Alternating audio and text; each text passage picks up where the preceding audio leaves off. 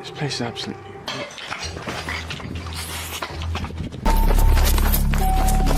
Stop it! Bro!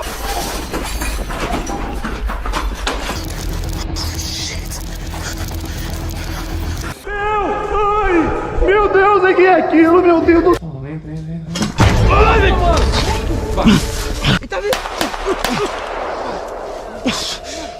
They thought it was just another peaceful night under the stars, until the forest went silent. What happened next? Well, let's just say, not everything that watches you in the woods has eyes you can see. Welcome back to Silent Nightmare, where every shadow has a story, and every story might just be real. Meet Sam and Colby, two best friends and popular YouTubers known for their thrill-seeking explorations of the unknown. For nearly a decade, they've been taking their audience along on eerie adventures, venturing into abandoned locations and haunted places. But this time, they're not alone. Teaming up with the Ireland boys, they set out to explore one of the most chilling sites in America, the Forest Haven Asylum. Hidden deep in Laurel, Maryland, the Forest Haven Asylum first opened its doors in 1925 as a care facility for people with intellectual disabilities. However, over the years, it became infamous for abuse scandals, horrific conditions, and a wave of mysterious patient deaths. By 1991, after decades of tragedy, the asylum was finally forced to shut down. Today, rumors swirl that the restless spirits of deceased patients still haunt its darkened halls. As they approached the asylum, they stumbled upon a disturbing message. This property was now under government jurisdiction, making it the same two people again. Uncertain whether these were security guards or fellow explorers, the boys hid quietly in the bushes, hoping to go unnoticed. They waited for 20 minutes before deciding to make another attempt at entering. As they slipped through the cracked doors, they quickly realized they weren't alone. As three figures approaching, one man and two women. Unsure whether these were security personnel or other trespassers, they remained hid, had to say in this clip. They had no idea that within minutes, one of those women would be dead. The boys, still unaware of the danger unfolding around them, ran toward the forest, desperate to escape. A helicopter appeared overhead, its searchlight scanning the forest floor. They held their breath, lights off, diving to the ground as the chopper passed above them. As soon as it moved further away, they quickly got up and bolted deeper into the woods, searching for an escape route. Someone knew we were in here. Clear. She was in grave danger. Later, the full horror of what had happened that night came to light. The woman's screams they had heard, they belonged to Laura Wallen. Details of an ever-changing story are emerging in the murder of Columbia High School teacher Laura Wallen. Laura had been reported missing, and her boyfriend at the time, Tyler Tessier, was living a double life. Not only was he dating Laura, but he also had a fiancée. When Laura became pregnant, Tyler feared she might expose his secret, so he took drastic action. On the night of her murder, Laura sent one final text to a friend saying, "Tyler is taking me to this open field in the middle of nowhere, and I don't know why." That exact location was where her body was later discovered. In Montgomery County, where Laura Wallen, 4 months pregnant with Tessier's baby, was found in a shallow grave shot execution style. Investigators pieced together the timeline, confirming that Sam, Colby, the Ireland boys, Laura, and Tyler were all there at the same time. But for Laura, the horror of that night remains a painful memory for her loved one, truly horrifying. This video comes from the YouTube channel Explorer on Road, once home to thrilling adventures by Hess, an explorer who has since gone inactive. Back when the channel was active, Hess would share overnight explorations of eerie abandoned buildings and chilling camping trips through haunted forests, often joined by his girlfriend, Alicia. In this particular video, Hess is on a family holiday, camping at a bungalow park in the peaceful English countryside. But as night falls and boredom begins to set in, he decides to venture out alone, seeking some late-night excitement. He turns to the infamous Randonautica app, a tool that randomly generates coordinates to unexplored locations, one that has gained notoriety for leading users to mysterious, sometimes disturbing places. It's May 20th, 2021. After a relaxing day with family, Hess finds himself restless and craving something a little more intense. Hoping for an intriguing experience, he opens the app and follows the coordinates it gives him. But the moment he arrives at the destination, he's flooded with a deep sense of regret. What was meant to be an adrenaline-pumping side quest quickly turns into something far more unsettling. Guys, we've got the first pin. It's right there in the woods. Let's start and try and direct to it. Oh my god, I just turned around and I saw this bin. I thought it was someone in front of me. Nah, I'm already getting the creeps, guys. This is crazy. Why am I doing this? Guys.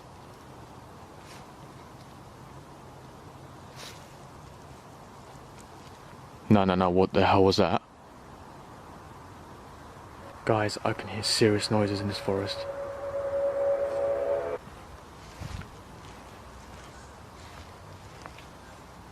The noises are coming from here, from over there.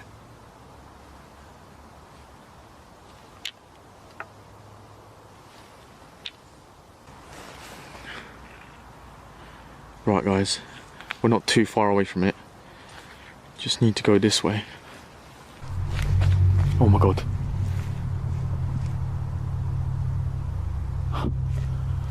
I am getting the biggest shivers down my body right now.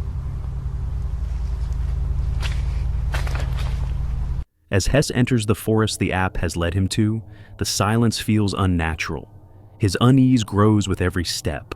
Strange, unexplainable sounds echo through the trees, rustling leaves, snapping branches, each one tightening the grip of fear. But despite the growing discomfort, his curiosity keeps him going. Guys, there's so many of these forts. Look at this. There's 2 being built here. What is that?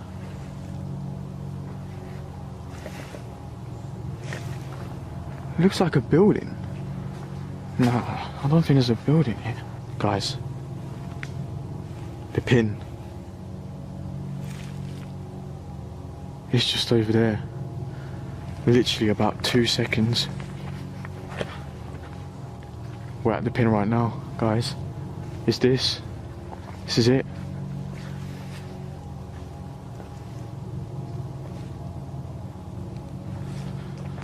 Oh my god. What's this? Oh my god. Oh. Guys, nah. Okay, this was not a good idea doing it alone. When he reaches the exact spot indicated by the coordinates, the feeling of being watched becomes unbearable. He scans the area. Nothing stands out at first, just trees, darkness, and a suffocating quiet. But then, something catches his eye, something strange hanging from a tree in the distance. There's another path here.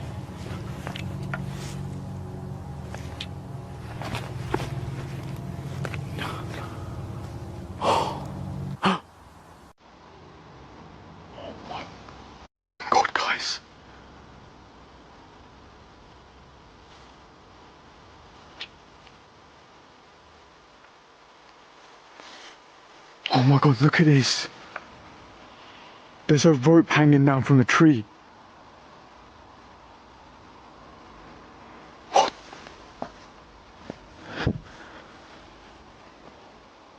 Guys, that is crazy. What the? Okay, now this is very, very weird. Guys, I'm hearing too many noises. I need to get out of here. Still shaken by what he saw near the rope, Hess quickly leaves the forest, his heart pounding. But even after the fright, his curiosity isn't satisfied. Determined to give the app one more shot, he generates a new location, hoping this time it won't take him deep into another creepy forest. Danger, danger. We've got one, guys, we've got one. Let's go and check it out. Alright guys, so we're going to the pin. It's not too far away, so it's alright. But I did actually spot something on the map. I'll show you guys right now. So guys, the pin, as you can see, is there, which is across the railway. But this thing right here, it looks abandoned. Like, look, it's burnt down. On the map, he notices a nearby building that looks abandoned. Rather than risking a sketchy railway crossing to reach the exact location, he decides to investigate the mysterious structure instead. No f***ing way. Guys, my intent was danger.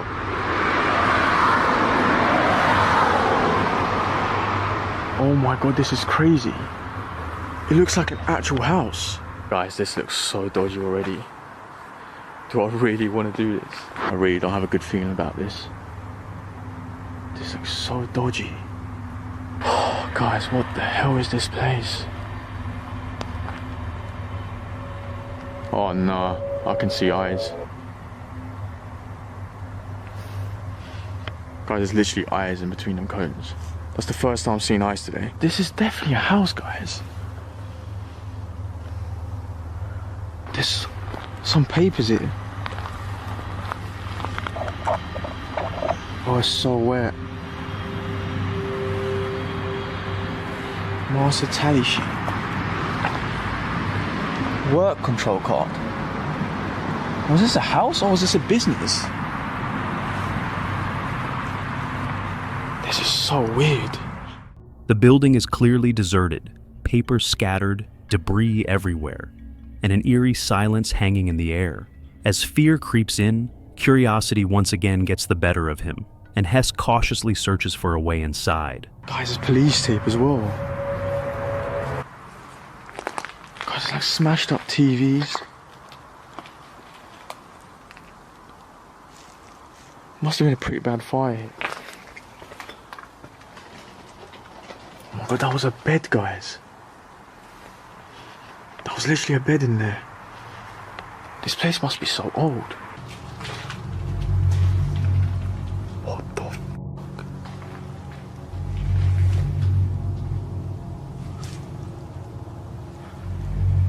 Why are there chairs here? There's toilet paper. I don't have a good feeling about this, guys. This is so weird. Once inside, he discovers something that chills him to the bone. Brand new chairs, neatly arranged in one of the rooms. The realization hits him hard. This place isn't as abandoned as it appears. Someone may still be here. Despite the fear, he ventures deeper, each step a tug of war between instinct and intrigue. Oh my god, there's a bed, guys. I hope I'm not going to find anyone in here. What happened to this place? This is absolutely wrecked. There's police tape everywhere.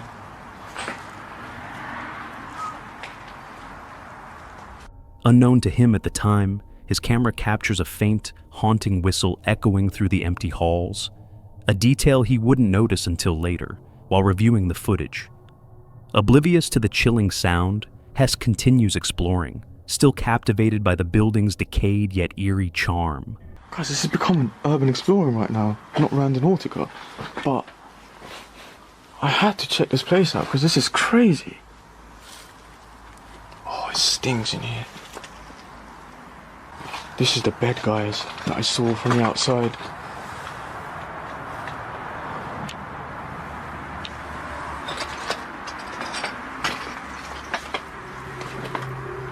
Oh my god. This place is absolutely... Yo, what the hell was that, guys?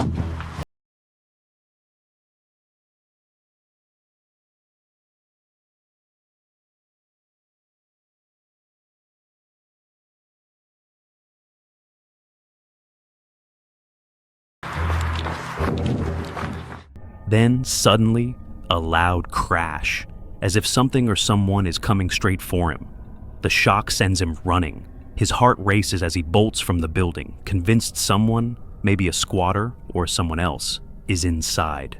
Once outside, shaken and overwhelmed, Hess decides he's had enough. He hurries back to the safety of his bungalow, which thankfully isn't too far.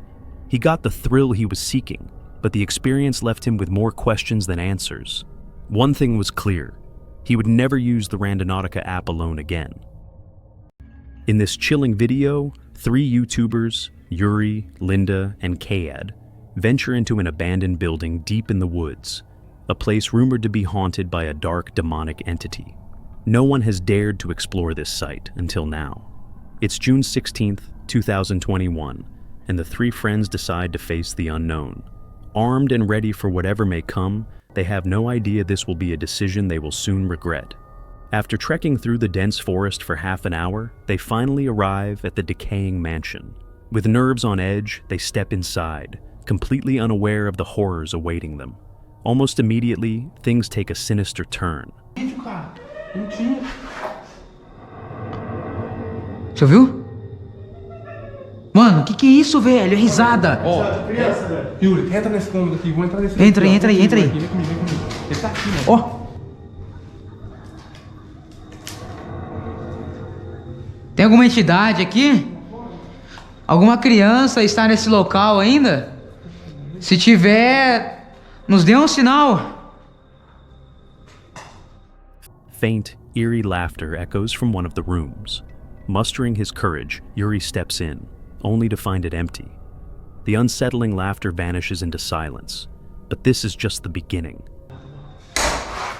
Ô. Foi no cômodo do meio aqui, ó. Foi aqui, mano? Foi aí mesmo. Dá um sinal pra gente. Criança, é você que tá aqui? Ó, olha aqui, mano. Olha isso daí, velho. O que foi? Olha aqui, Yuri. Vem. Que, velho? Tá vindo lá fora, mano. Tem alguém lá O fora. tá mexendo, velho? Suddenly, something crashes onto the floor, as if thrown by an unseen force. Rushing to the window, they spot a nearby bush swaying wildly, yet no one is there. Could it all be paranormal? Determined to continue, they press on, but the atmosphere grows heavier.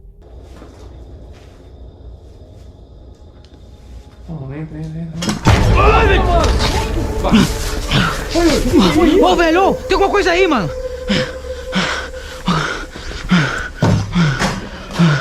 Vai.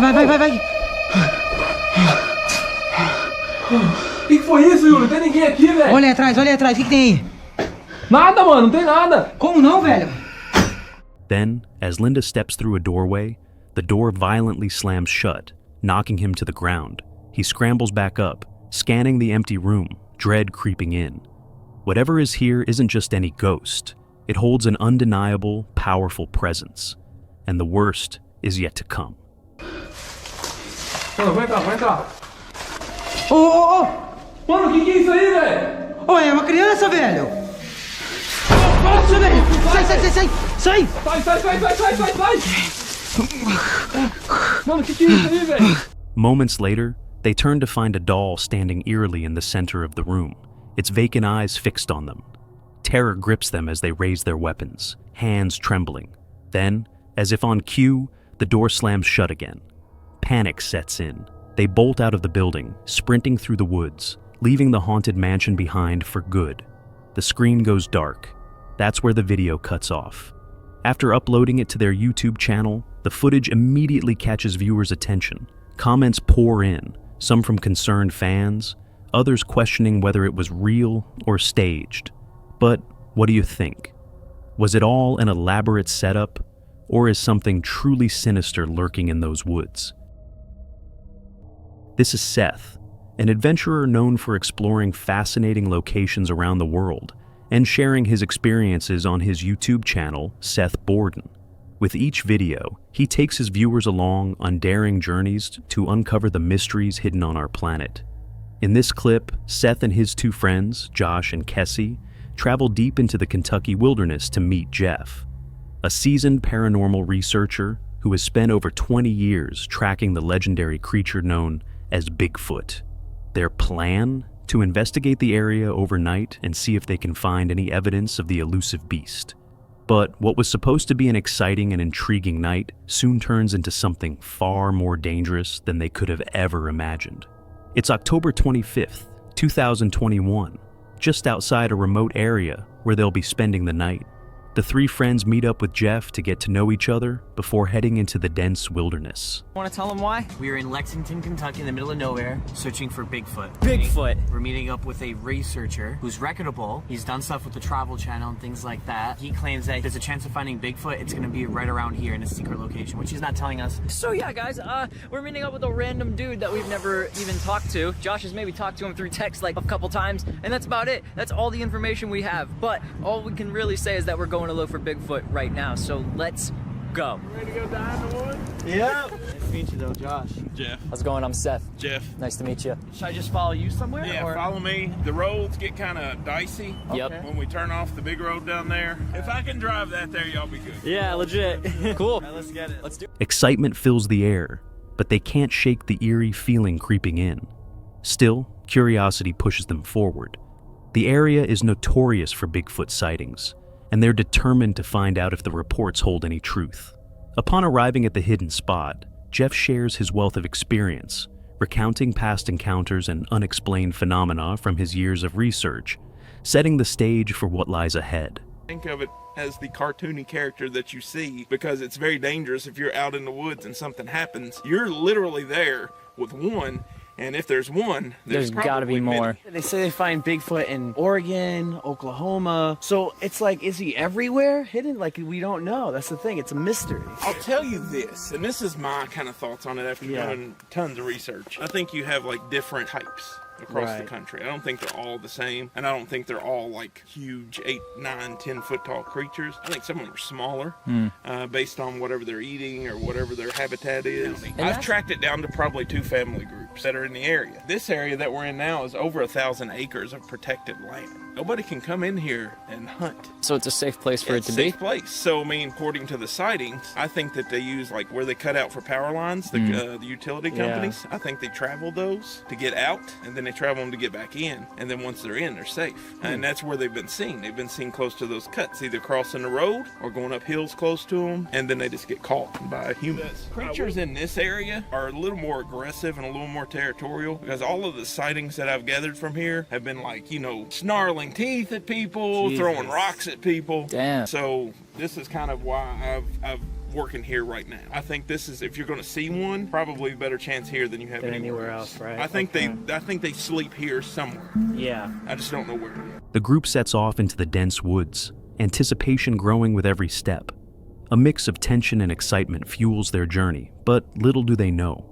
The night ahead holds much more than they ever expected. Sun is coming down now. We've been out here for probably an hour, hour and a half, maybe a little longer. Oh, dude, this red lighting just looks amazing. It does, right? Like, this looks badass. Yeah, it's another thing, guys. We really can only see, like, maybe 50 yards in front of us. So anything that you guys see on camera, that's literally all we can see as well. So you're seeing the same shit that we're seeing. Oh, my God, what are we doing? Yeah, what is that? Oh, yeah. Why is that there? Dude, that scared me. I thought it was like glowing red eyes or something. No, this is the little object that we saw. I thought it was like a red eye or something, but it's just a reflector, like, nailed into the tree. As night falls, the forest is swallowed by darkness. Twisting shadows make the atmosphere even more unsettling. Every rustling leaf and distant sound adds to the tension already thick in the air. Pushing deeper into the wilderness, the group reaches a location where Jeff and others have reported strange encounters and unexplained noises. But just as they begin to take it all in, something suddenly catches their attention. You really can't even see the river. Is that a stump? What is it right there? Straight ahead, right in front of my face. I kind of see what you're looking at, actually. You see what I'm looking at? Yeah. Is it a stump? It has to be, right? It's behind the tree. See it? Yeah, I do. Right there. I can't see it on camera. It came out more. Right there. It just went. Wait. Yeah, right there. Yeah, what is that? I swear if it moves, I'm losing my mind. There we go. Wood now. Is that wood? Looks like it could be wood. So this is what we do. I mean, it literally looked like that it could have been behind the tree. Dude, that's straight up. That's straight up looked like Bigfoot. Littlefoot, bro. They mistake a wooden stump for movement on the other side of the river. Relieved, yet slightly disappointed, they laugh it off and continue exploring. But as they press on, the forest seems to come alive. Holy fuck. And that was not far. Did you record that? No. I'm on right now. They're on this side of the river, and that's probably about 100 yards away. They're next to us. That's fucking terrifying. That's behind us. Holy fuck. The coyotes are literally like right in front of us. You think, what are you going to do? Call more people? They communicate. We are literally like their dinner. Should we be idiots and like blow it now?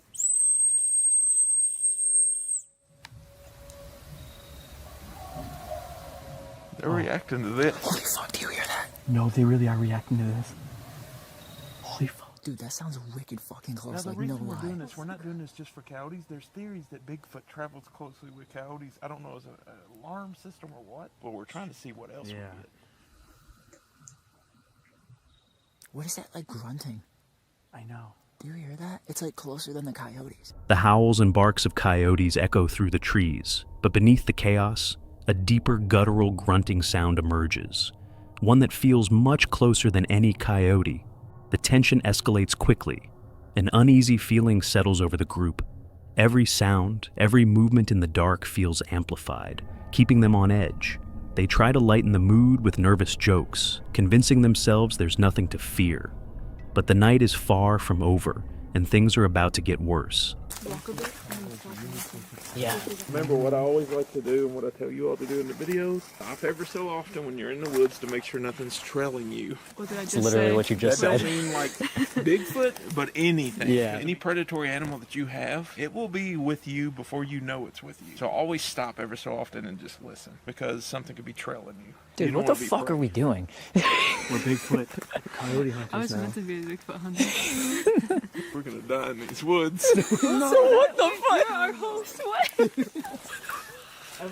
If they find this footage and they release it, they'll think it's the Blair Witch all over again, and nobody will believe it. Oh, and they'll be like, "That's all fake. That ain't real." Those famous YouTube people died in the woods. That ain't real. Fuck, did you hear that? Harry.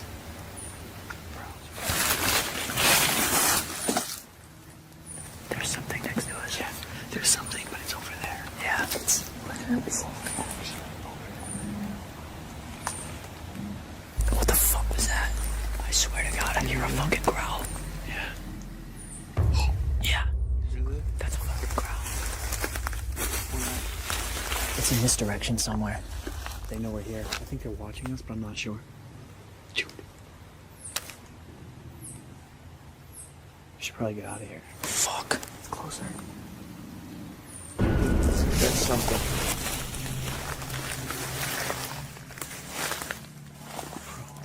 Get behind us. Keep their lights over there. Y'all get behind. Yeah. That was a fucking growl, I told you. We are very close to something. Yeah. And I don't know what.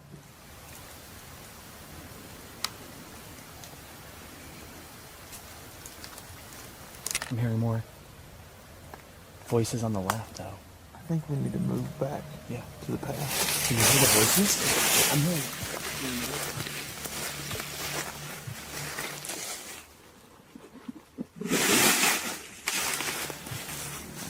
Despite being armed, a deep sense of vulnerability takes hold as the unrelenting sounds echo around them, coming from every direction. Uneasy and unsure of what's out there in the shadows, they make the decision to retreat toward the nearest trail, hoping to find some safety. But the night has other plans. With every step, the tension mounts. Jeff keeps his weapon at the ready, prepared for whatever might emerge from the darkness. Holy fuck, I think it's following us, dude. Right behind me. Let's try to get out of the woods into the gravel road. Y'all just stay behind me? Yep. We can switch to regular lights if we want, just to have visuals. Yeah, if y'all want to switch to regular, I'll just stay in red. Okay. For my eyesight, in case I have to shoot things. I know where we are. So if we go straight back, we're at the gravel road. Stuff's getting pretty intense. Yeah, it is. So we decided to back out a little bit. Whatever it is that's been growling on us is absolutely following us and trailing us right now. This is fucking dangerous. But at one point... There's some weird things behind Yes. And at one point, I was hearing voices and talking and like chanting or Now, something. I will tell you this, sometimes in Bigfoot sightings, they've heard what they call faux speech, and it's where they try to duplicate our voices. If that's real, what if that's what you heard? Dude, wait. That's a coyote. Fuck, that's a coyote. See, those coyotes are... They're across the river.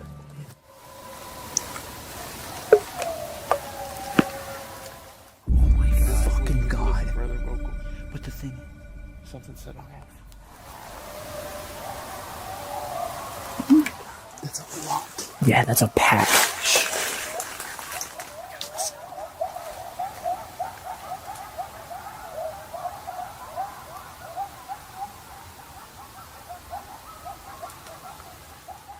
Sounds like Are it's they in getting pain. like choked?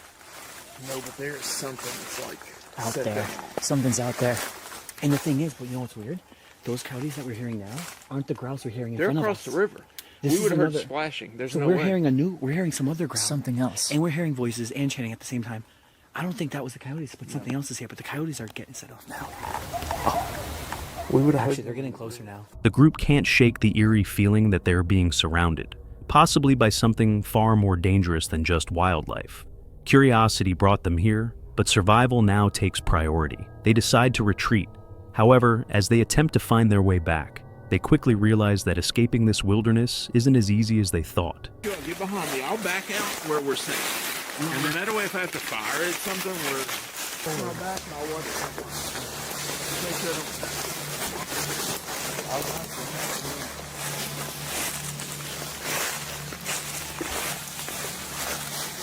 What the fuck? We're at the river. We're back where we started. like legit. I'm not doing no like Blair Witch shit. Like, how did we get back here? I don't. We were literally facing. Wait, this is where we first started. Yeah, dude, we literally just went in a circle. Like, What look, the okay. fuck? And they're never gonna believe this because it's YouTube. Yeah. How the hell did we get back here? I don't know. Guys, you just heard a fucking animal growling at us. Do you really think that we would throw ourselves in a circle? Seriously? Like, we literally just came back to where the animal was growling, and we were walking straight. I know. How did we get to the river? That actually doesn't make any sense. That means all the coyotes are over there still. We're back where we started. We haven't heard him in a little That while. makes no sense. Okay, let's just talk about this. Because you're going to see this on YouTube and be like, oh, they're trying to get views. We have no clue how we just got back to the river because we were walking straight to the gravel road. I've been in these woods a ton. And I don't want to do this. Josh doesn't want to be here anymore. I just wanted to go. Yeah. So we're not going to go I've asked purposely him back like to the 3 river. times. Do you know where you are? Yes, I know where I am. Disoriented, they end up at the same river spot where they started. Still, they stay hopeful, pressing forward, determined to find the trail before the situation escalates any further. Eventually, the overwhelming sense of unease begins to fade, replaced by a mix of relief and lingering adrenaline. Holy shit. I'm not going to like take a trail. What? We're literally making our own trail. This guy's like a human bulldozer. What the fuck?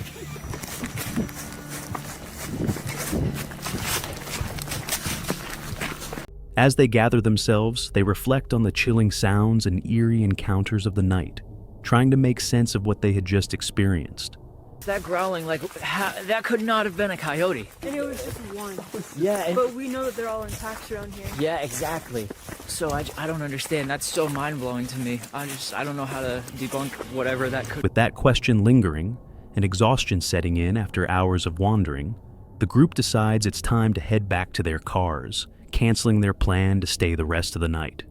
After a long, tense journey, they finally reach their vehicles, safe, but deeply shaken by the fear and the unexplainable events that haunted them in the darkness.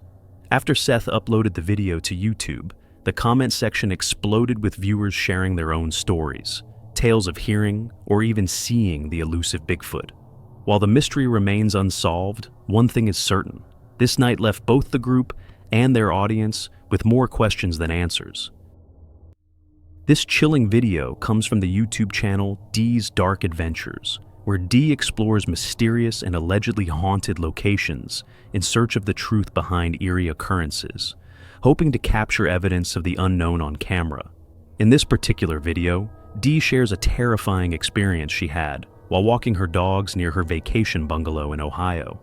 Originally, Dee had no intention of filming anything during her holiday, but what she encountered that day was so disturbing, she felt compelled to record it. It was June 29th, 2024. The weather was pleasant, and Dee decided to go for a relaxing walk in the woods with her 2 dogs. But as they ventured deeper into the forest, her dogs suddenly began acting strangely, alert and visibly unsettled, as if sensing something unusual in the air. Calm yourself. You're going to get yourself in trouble. Come here. My dogs won't harm you. They're just really excited. Stay close.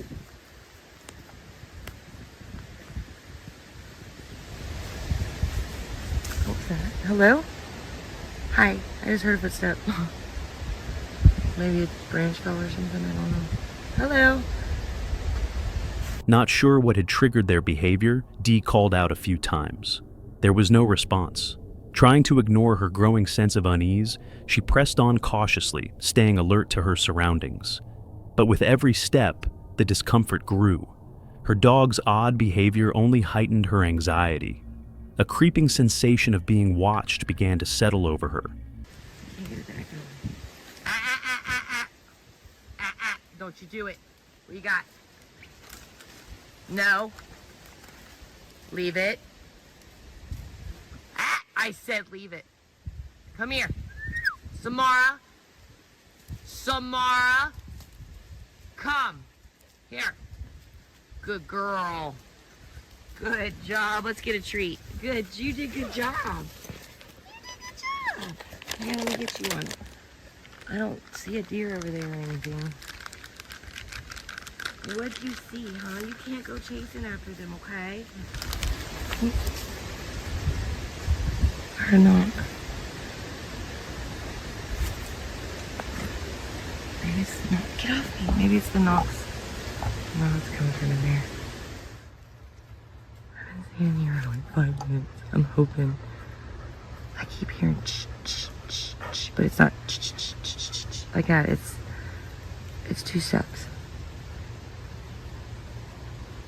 They haven't latched onto anything at the moment, so she's just walking around. So maybe we'll just keep moving.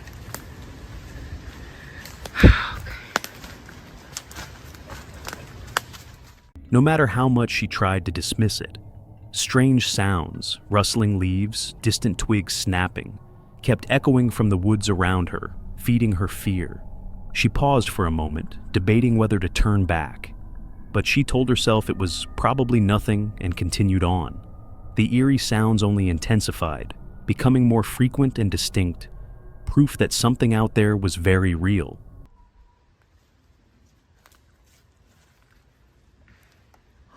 See?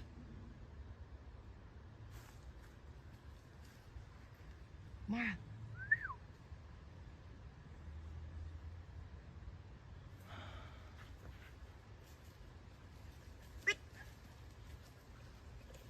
Do you not like my toy?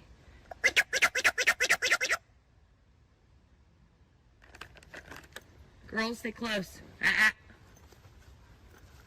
Mia, I don't know where you're going. You never go that far. Stay close.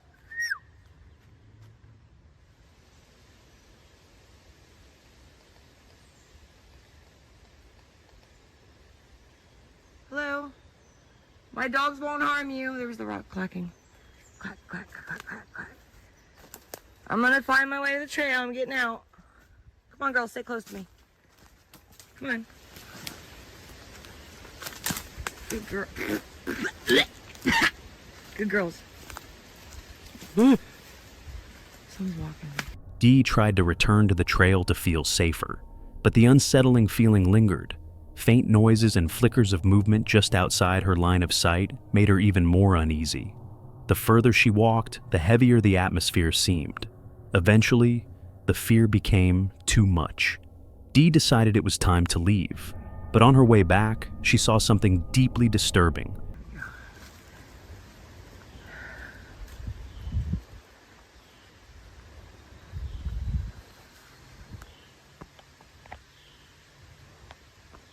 I can't get to zoom in any more than that, dang it. I see eyes.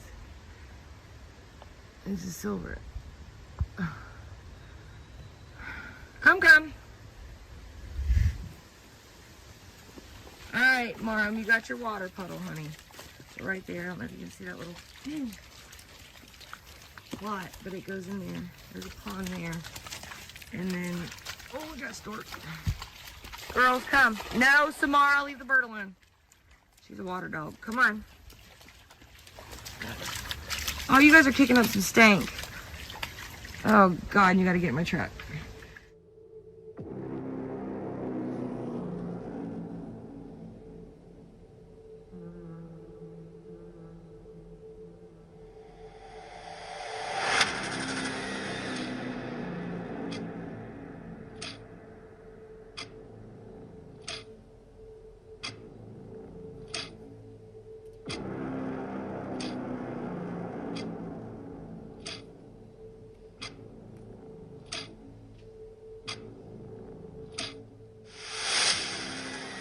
Get my truck. When reviewing the footage later, Dee claimed to have spotted figures standing between the trees. Was it really something otherworldly, or just an illusion created by shadows and fear? Unaware of what she had actually captured on camera, Dee continued her cautious journey back to the car and made it out safely. After uploading the video to her channel, viewers began to speculate. Some believed it was all in her imagination, while others suggested it could have been something far more sinister. Perhaps a creature, maybe even Bigfoot, hiding deep in the woods. To this day, the mystery remains unsolved, leaving us to wonder, what exactly was lurking in those trees? This is Chris, a well-known YouTuber you might recognize from his channel Herbeck's Hill, where he explores some of the most decayed and eerily abandoned places. Chris isn't someone who backs down easily. Despite the risks of solo urban exploration, he's back at it again, ready to face whatever the night throws at him. Tonight, he returns to the infamous Masonic Temple in Cleveland, Ohio, a 106-year-old building known for its chilling history and reported paranormal encounters. But this time, Chris is about to come face to face with something truly unsettling. Let's do this.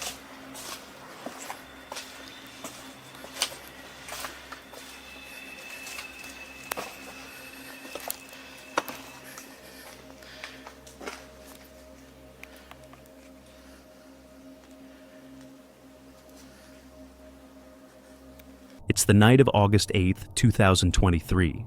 As Chris steps inside, a familiar yet strange feeling washes over him. He's done this many times before, but tonight feels off, like he's being watched. Trying to ignore the creeping sense of dread, he pushes forward into the decaying interior, unaware of what lies ahead. Less than 10 minutes in, something happens.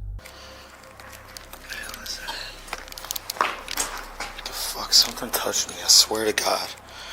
I swear to God, I feel like something just touched my back.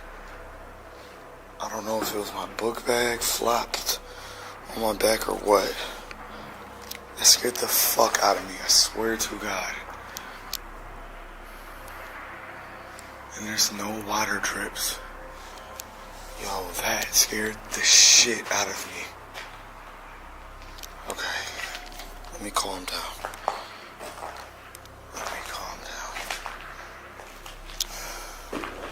Chris suddenly feels a soft touch, as if someone grazed his arm. He quickly checks his surroundings. Maybe water dripping from the ceiling, but there's nothing, no explanation. Just that chilling feeling. Still, he presses on, cautiously navigating the dim, silent halls.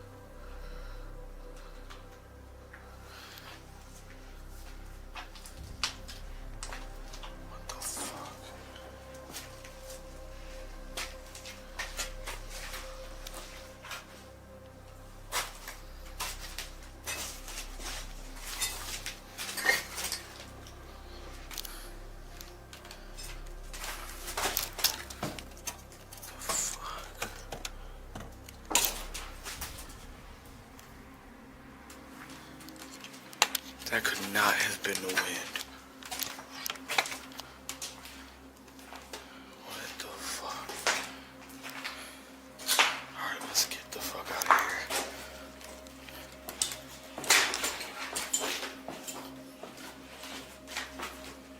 Then, out of nowhere, a door slams shut behind him. No breeze, no draft, just silence. And that lingering question. Was he alone? Determined to continue, Chris heads toward the lower levels. Before we go any further, take a look at this clip. What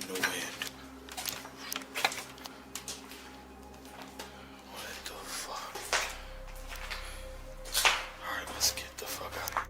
Notice how Chris clearly leaves the door open. That detail matters. Keep it in mind as the exploration unfolds. In the basement, things seem calmer for a moment, until Chris comes across something heartbreaking.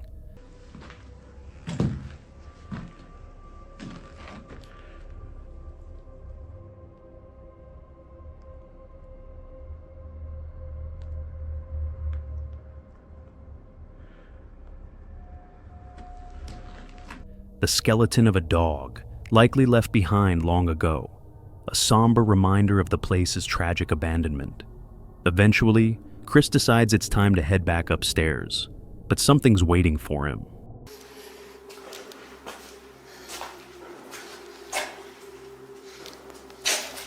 I do not remember closing this door. Hold up. Shit, when I left this, did I close this door? Fuck, I cannot remember. See, this is getting creepy, man. For real.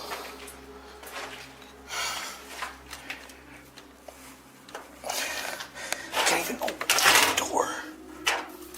What the hell? Hello? This is really weird. It's closed again. Maybe it is the wind. Closing it. I don't know.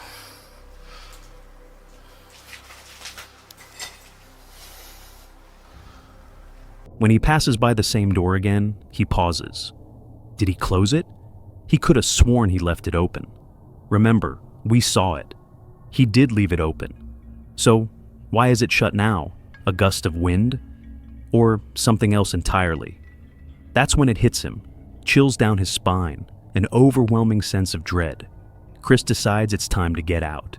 He makes his way out of the temple, shaken but thankfully unharmed. Or so he thought. Later, while reviewing his footage, Chris spots something he didn't notice during the actual exploration.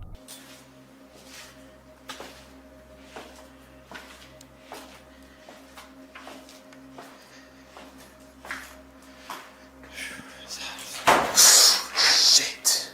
Look closely.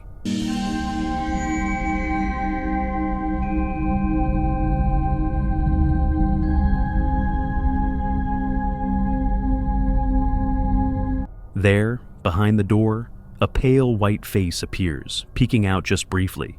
Chris never saw it in person, and when he checked the room, it was completely empty. No way in, no way out. Could it be someone hiding, or is it something paranormal? The Masonic temple's reputation suddenly seems all too real. Chris uploaded the video, clearly disturbed by what he found. His viewers were quick to react. Some claim it's proof of something supernatural, while others remain skeptical. But what do you think? Was it just a trick of the light? Or did Chris catch something truly unexplainable? Let me know in the comments below. The hit channel TGF Bro. For over a decade, they've thrilled millions with their wild, chaotic content. But beyond the they frequently visit abandoned and haunted places, diving into the unknown in search of paranormal encounters. But nothing could have prepared them for what they experienced on October 10th, 2016. The building looks like any other abandoned place they'd explored. Creepy, sure, but nothing too unusual. Laughing and joking in a week or two, that could only mean one thing. Someone had been there recently. A chill ran down their spines. They ducked into a room, trying to catch their breath. But then the clown peeked through the door. That was it.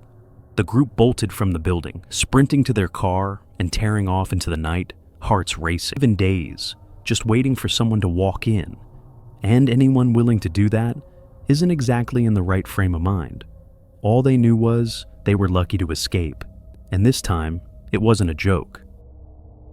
Meet Frank, a familiar face to many through his YouTube channel. On his channel, he brings viewers along on thrilling adventures as he explores forgotten and off-the-beaten-path locations around the world. From eerie abandoned hospitals to desolate cemeteries and crumbling skyscrapers, Frank has built a devoted following of thousands who are captivated by his unique style of documenting suspense-filled explorations. But one night, Frank would come to understand just how truly unpredictable these forsaken places can be. It was the night of February 15th, 2019. Frank stood in a remote, silent graveyard, ready to embark on another solo adventure. With only his camera in hand, he embraced the peaceful stillness of the cemetery, surrounded by the quiet hum of the night. Welcome back, guys. Thank you for watching Franco TV. Now, today we're going to be exploring an abandoned cabin, just as you saw in the thumbnail. But the little plot twist side to it is that in order to get to this abandoned cabin, we have to go through a graveyard. As he began filming, Frank's curiosity led him to a nearby abandoned cabin, rumored to be the site where its former owner had taken their own life. Definitely not the kind of place most people would choose to explore alone after dark. But for Frank, this was right up his alley. Jesus Christ. Look at this one. Oh God, I'm getting into it. I'm actually getting further into the forest. I can't even see my car. Oh my God. So those are two tombs there. And look at this huge tree. This is like something you would see in a haunted film. He began his video by guiding viewers through the graveyard, his voice slightly shaky as he passed twisted trees and ancient weather-worn tombstones. A creeping sense of unease filled the air, but Frank pushed on, deciding to follow a narrow, winding path deeper into the woods, with no idea where it might lead. As he continued walking, he began to notice sudden shifts in temperature. One moment, the air was icy cold. The next, it turned strangely warm. The atmosphere became heavy, unsettling. Eventually, the path led him to a dirt road. That's when it started. I'm walking now into this really freaking Slenderman looking forest. And I just heard him moan. Frank paused, mentioning that he could hear a low, moaning sound nearby. He wasn't alone anymore, but who or what was out there remained a mystery. See if I could dim the light down so you could kind of... Doesn't this look like some scene from a horror movie? As he moved deeper into the forest, the eerie atmosphere thickened. Then, something caught his eye. Oh yeah, Frank. Walking down the forest by yourself would be freaking... Oh, shit.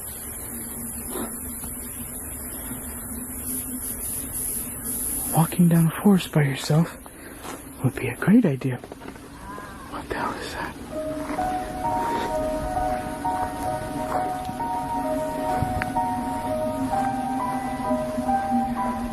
Okay. What is that?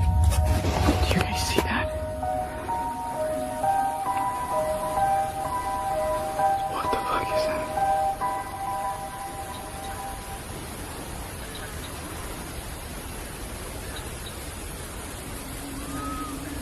What the fuck?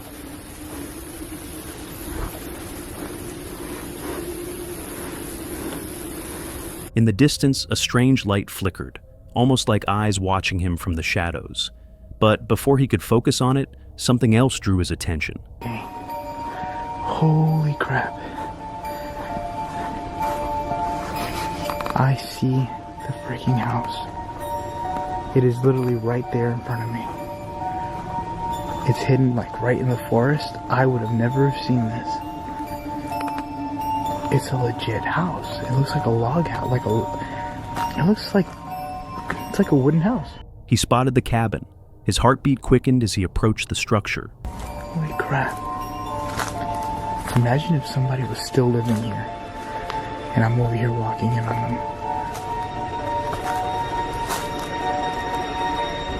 them. Circling around it, inspecting its decayed frame, that strange chill returned.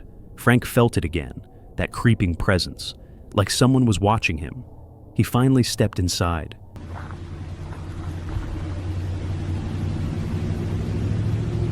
It's getting weird.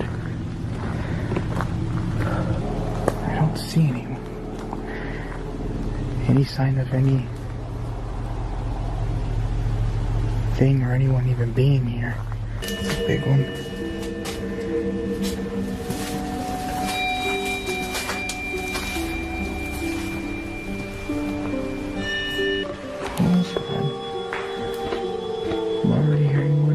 The air inside the abandoned cabin was even heavier. As he panned the camera across the room, something on the floor made him freeze. That's a dead bird. A dead bird, lying in the center of the entryway. The sight was disturbing enough on its own, but the thought of who might have placed it there sent a chill down his spine. Then, things took a darker turn.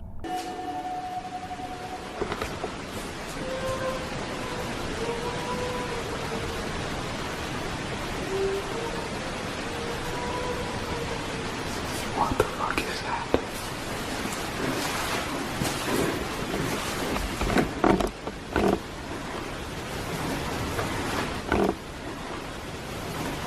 Frank felt something move behind him. Spinning around in a panic, his breath caught in his throat just as a faint sound echoed through the cabin, the soft, chilling melody of a woman singing. Could someone else be here? Is there anyone here? Can somebody make a knocking sound to tell me that you're here? But oh shit. Sorry. I got a flashlight outside. Oh my god. Alright.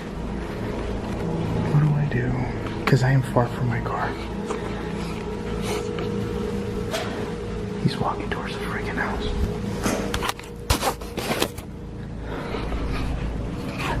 Shit. Can't see anything. Keep up in my sight.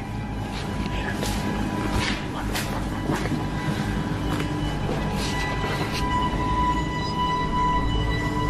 He's literally outside the bathroom window.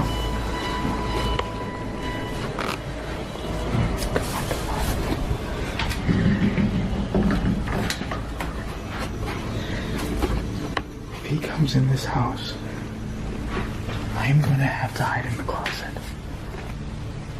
Where are you going? Moments later, a figure appeared outside, slowly walking toward the cabin. Frank ducked down, heart racing, trying not to make a sound. The figure roamed the perimeter before pushing the door open and stepping inside. Frank remained hidden, holding his breath in the pitch black.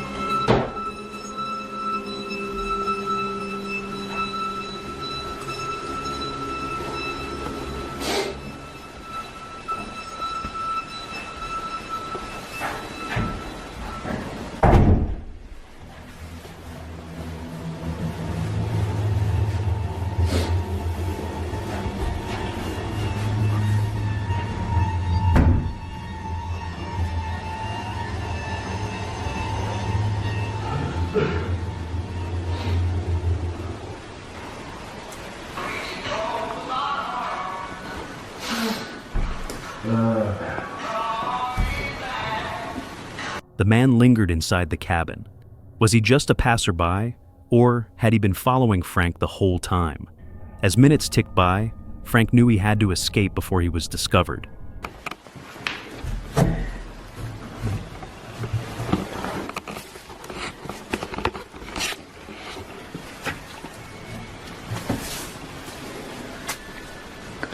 I am gonna have to get out of this house.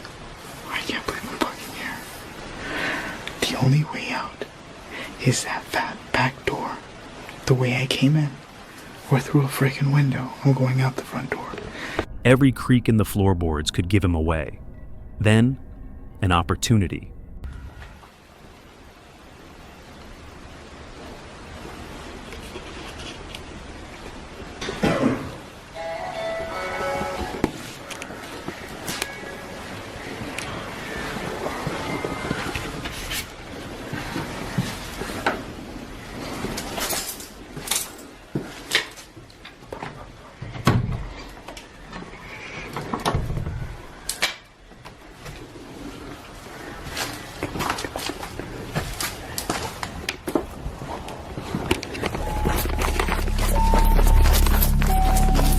He bolted. Darting from the cabin, he ran through the woods as fast as he could, desperate to get away. Whoever that man was, he hadn't stumbled into that place by chance. He was searching, and somehow, he knew someone had been there. Ghosts may send shivers down your spine, but at least they can't touch you. The living, however. You never know their intentions, or if they're armed. Fortunately, Frank's quick thinking saved him. He escaped unharmed that night, but it's safe to say he won't be returning to that cabin anytime soon. This chilling video comes from the YouTube channel Dee's Dark Adventures, where Dee explores mysterious and allegedly haunted locations in search of the truth behind eerie occurrences, hoping to capture evidence of the unknown on camera. But this particular night left a deeper mark. On this trip, she ventured out for an overnight camping adventure, joined only by her 2 loyal dogs. Everything seemed peaceful, until it wasn't. The video begins with Dee sitting calmly by the soft glow of her campfire, her dogs lying quietly at her feet. But then, something changes.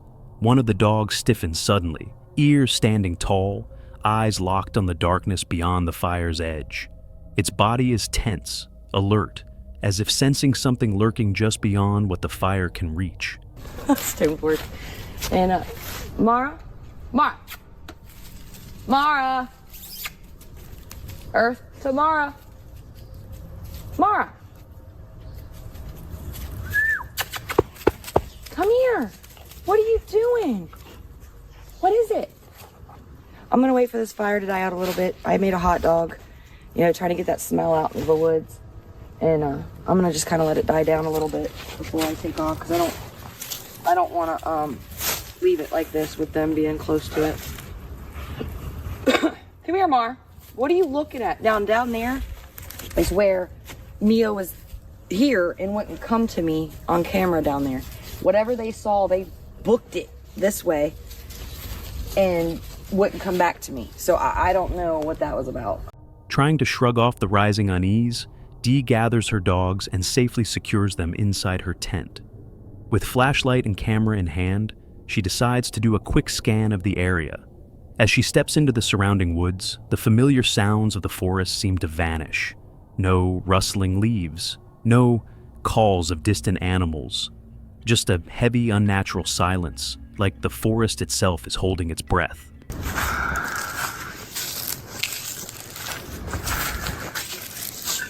Sounds down in there. What was that? Was that a whoop? Whoop!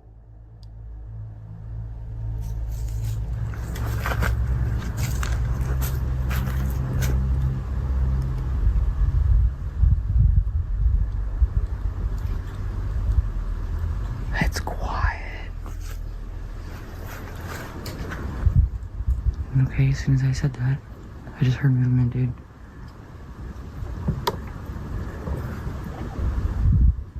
Okay.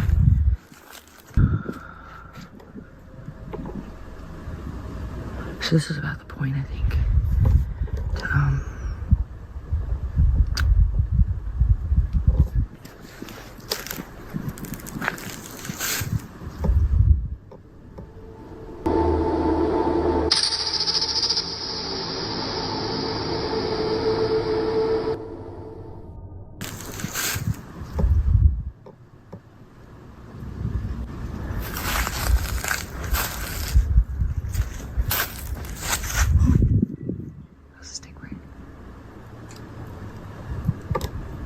A loud knock pierces the stillness. Her heart races. Could it be Bigfoot? Dee doesn't stick around to find out. She hurries back to her camp, heart pounding. Hi. This is where she flipped down. Oh my god, okay. We're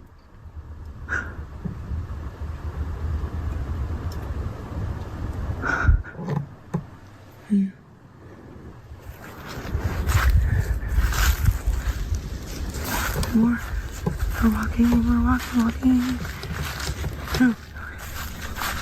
Her fire is starting to fade, so she throws on more wood, but just as she does, a sharp bang echoes from the woods. She instinctively grabs her flashlight and sweeps it across the tree line. Nothing. Moments later, another bang. Still, no sign of anyone or anything.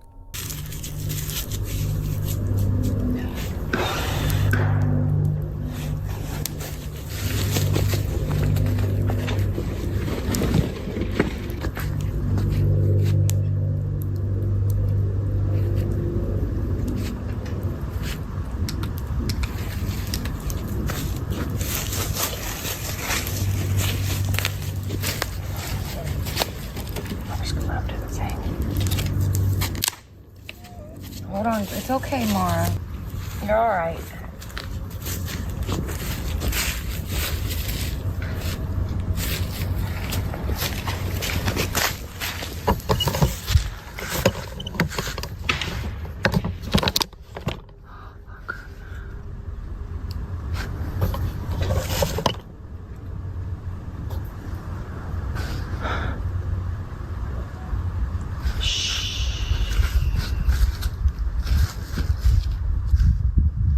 But Dee forces herself to retreat into the tent. To calm her nerves, she starts reading some spooky stories she found online. But then, the real nightmare begins. Twigs snap outside. Something, or someone, is circling her tent. One of her dogs, usually brave and calm, starts nervously licking its lips. Long story. It's not that long. Okay.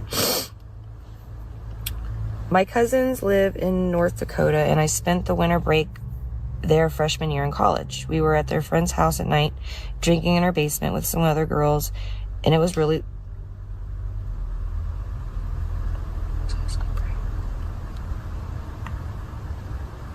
It was really late, like 3 a.m. I was falling asleep, so I decided to walk home. They live in a desolate area, with lots of snow and gets really, really cold, especially at night. Oh, you're scaring me. But the houses weren't too far apart. When the moon is out, it seems light out. I'm sucking. I'm scared, guys. Sorry. No, you're scared. The path we always take is straight behind the house through the wooded areas, then more open land, and I was Stop.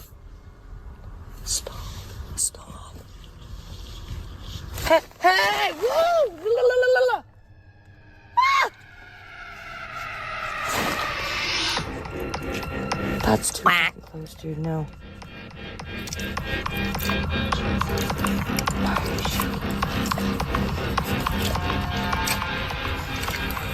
She's nervous looking.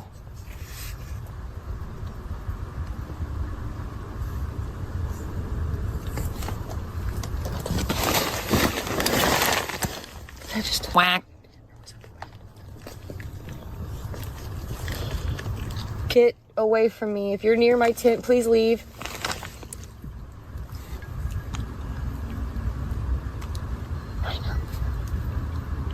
A clear sign of stress. Through the mesh of the tent, Dee spots something move. It vanishes almost instantly. She peers out again. This time, she sees it clearly. A ghostly shape in the distance, barely visible in the faint light. The noises intensify. Suddenly, a large branch crashes to the ground near her tent with a thunderous crack. What to do here? My fire's dying down. I feel I'll just let it. Stop! Oh, God! Jesus Christ, stop it.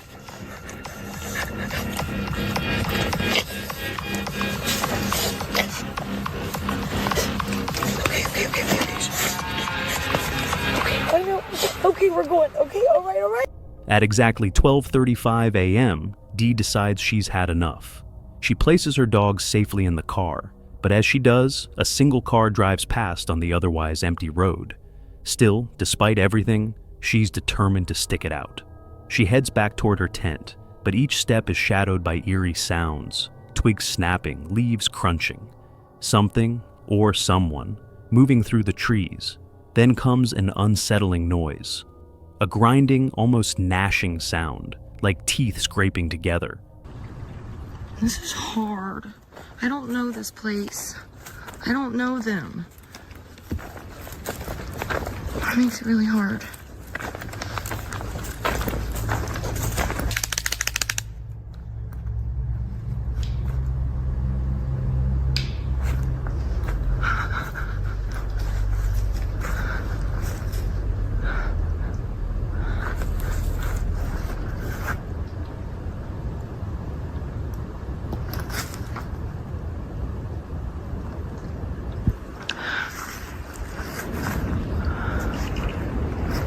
That was grinding of teeth.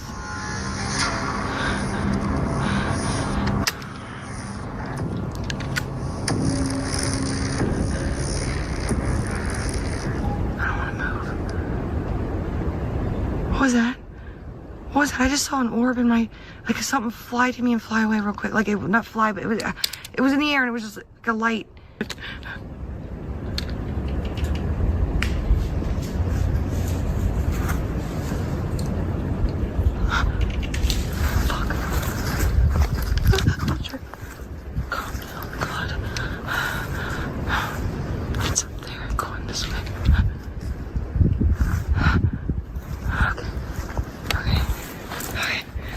I'm trying. That was the breaking point. Her nerves shot. Dee makes the call to end the trip. Whatever was out there, she wasn't going to be the one to find out. This is Josh, a popular YouTuber you probably know from his channel, Exploring with Josh. With over 4.5 million subscribers, he's become one of the biggest names in urban exploration, known for uncovering eerie and abandoned places across the globe. Today, he's teaming up with friends to explore a deserted school with a chilling reputation, one that will test their nerves more than they expected. It's March 9th, 2015, a cold winter day. Josh and his crew, Cody, Steve, and John, are looking forward to a laid-back exploration of this massive abandoned school. It's been empty since 2002, but local legends say it hides underground tunnels and mysterious hallways. What starts as a casual adventure is about to take a disturbing turn. They begin in the oldest part of the school, where time has clearly taken its toll. Crumbling floors, shattered windows, walls coated in graffiti. Everything feels typical for a place long forgotten. But as they move deeper into another wing, something changes. There's a foul, unsettling smell hanging in the air, like something is off. They press on. Oh, wow, I smell it now. This is awful. Oh, damn. You guys could go up first. Oh, shit. What the hell? Yo. This is serious. Guys, I've never seen anything like this. It smells nasty. What the hell? And it's still wet, guys. This is fresh. Blood. I don't know what it is. It smells nasty. What's touching that? Look at the duct tape. Dude, that is insane. Dude, this is insane. Let's keep that shit. What the fuck? What the fuck? No, let's keep that duct tape. I want to touch any of this stuff. I'm gonna taste it. A satanic ritual site. Fresh symbols drawn in what looks like blood form strange patterns on the floor. It's recent. Someone was here not long ago. Steve and John stay back to take photos while Josh and Cody venture further into the building. They don't know it yet, but what's coming next will stay with them forever. I can't believe we found that devil chair. I wonder what else is around here. There's so much to go to still, so we're just gonna keep on moving around and see what we can get. As they pass through old classrooms, some oddly preserved, the atmosphere grows heavier. Then it happens. Hey, look how nice these rooms are. These rooms still look perfectly, like, almost new. Like, people can still actually live here and stuff, but yet they still keep it abandoned. Some holes and stuff left, but...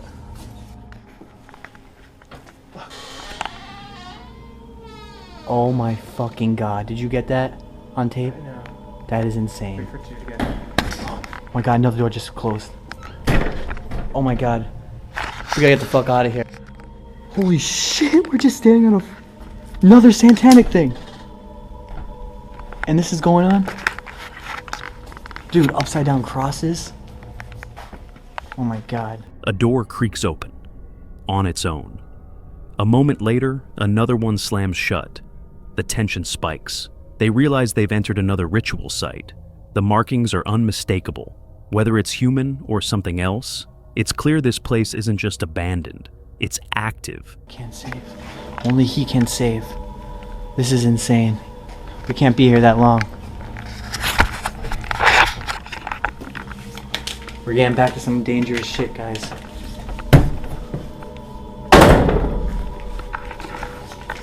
"666 devil, upside down cross." Guys, so much doors are opening and closing right now.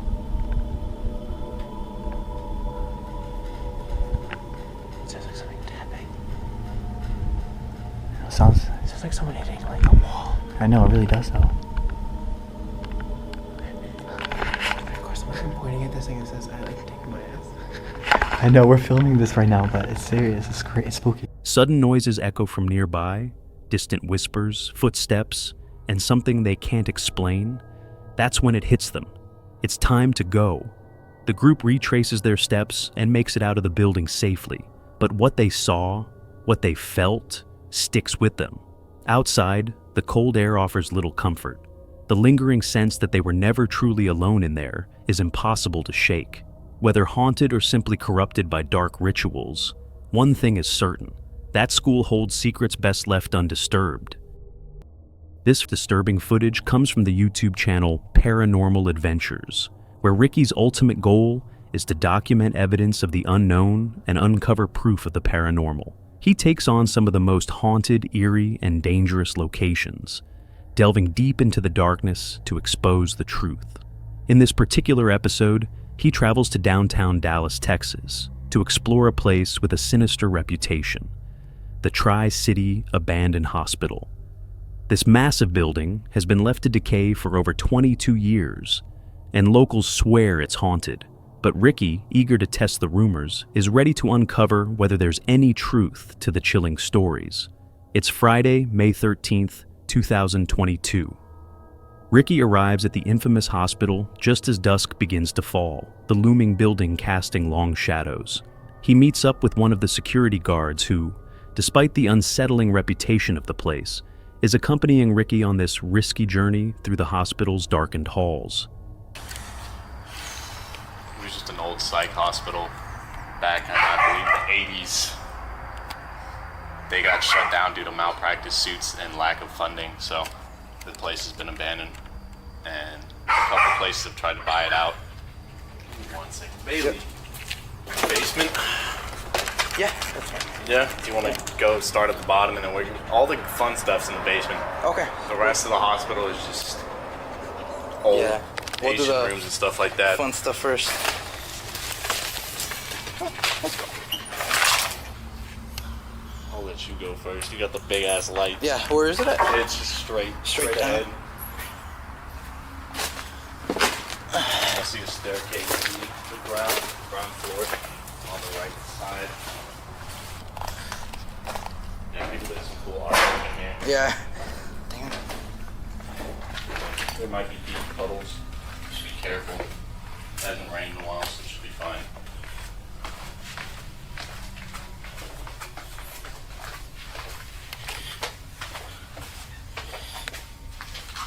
Just for... Left is the autopsy room. Okay.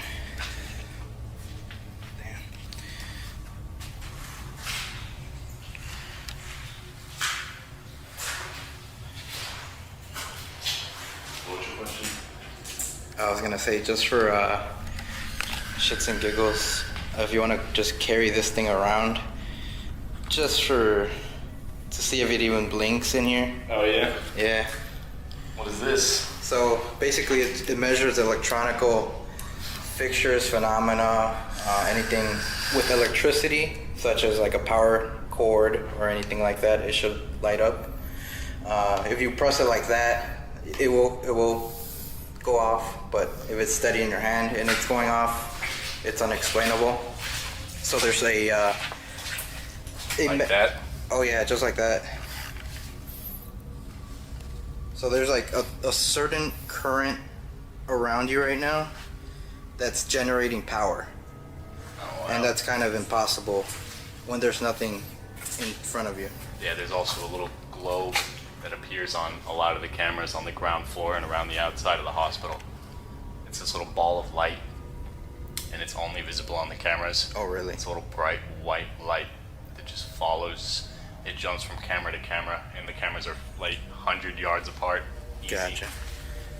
As Ricky and the security guard venture deeper into the hospital, Ricky learns that even the guard himself has had his own unsettling experiences within these decaying walls. The man shares a few chilling stories about strange noises, cold spots, and ghostly apparitions that he's encountered during his shifts. Hearing this only intensifies Ricky's growing discomfort. But despite the rising unease, this is exactly why he came here, to uncover the truth about the supernatural claims surrounding Tri-City Abandoned Hospital. Determined not to let fear get the best of him, he shakes off the creeping anxiety and presses on, eager to explore the mysteries hidden in the darkness of this eerie building.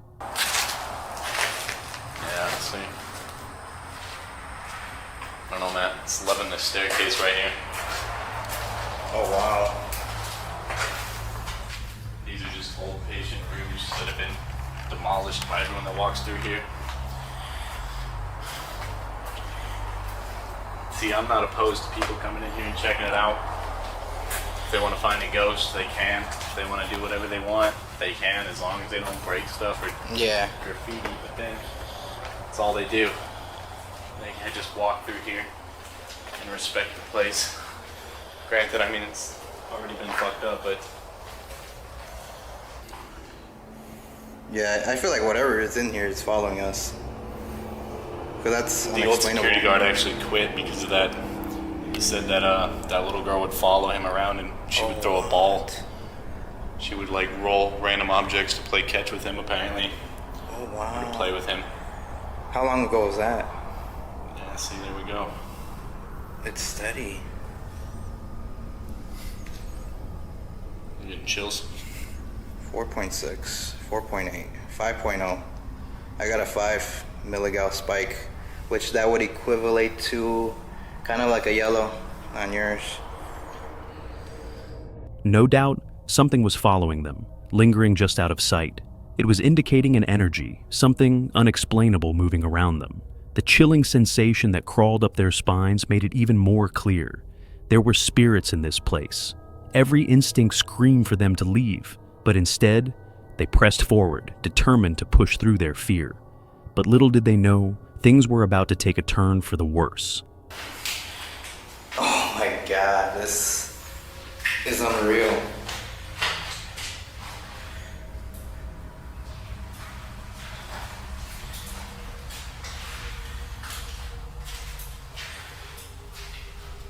This is probably like a prank.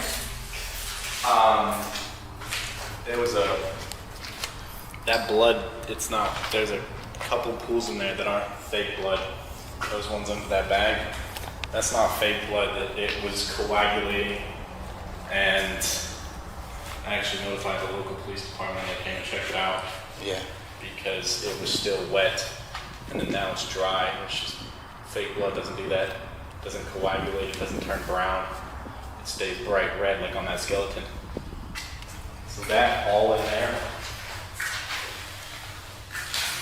Yeah, see, that's clearly fake blood, but the rest of that, I don't think so.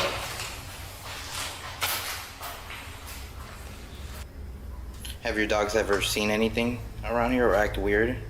They seen nothing. They'll bark and I'll always go check it out. There's nothing there. They don't like coming in. They don't like letting me come in here at night either. Oh, it's like they know and they want to protect you. I'm getting a good solid. See, that noise.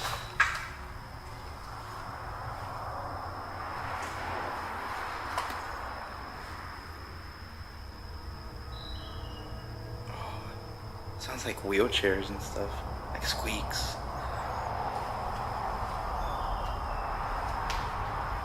It's not a bird, man. That's movement.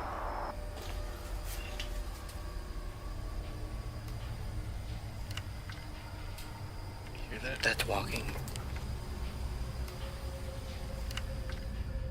Now, as strange sounds echo from multiple sides of the building, their discomfort only intensifies. Every creak, every distant thud seems to follow them, amplifying the eerie atmosphere. Moving through the vast, empty rooms and long, shadow-filled hallways does nothing to ease their unease. The deeper they go, the heavier the air feels, as if the building itself is alive, watching them. But even with all the strange occurrences so far, the most unsettling part of their journey is still ahead.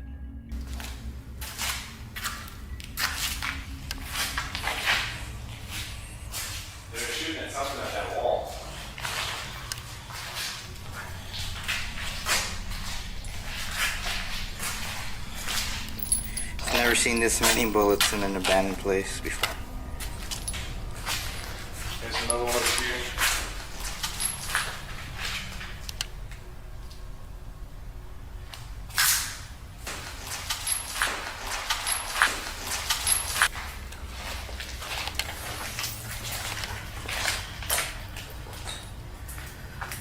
That was down there, wasn't it?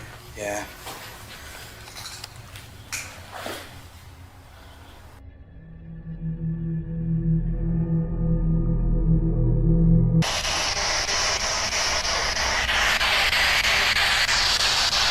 Can you see us here?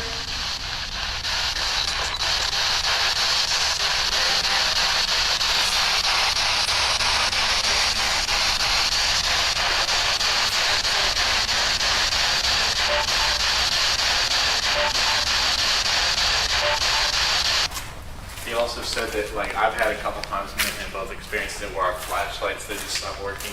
You know, like brand new batteries. Oh, yeah. Like that.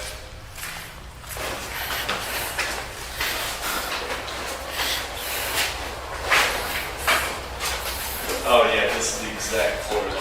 No, right there. It just turned on my book bag, dude. Shit.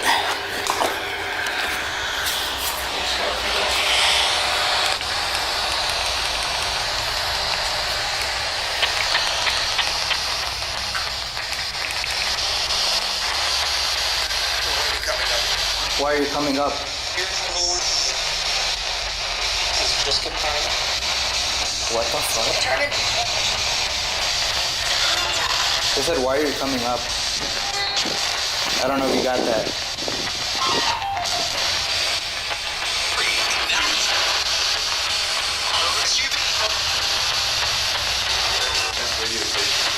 Yeah, and it's going on reverse.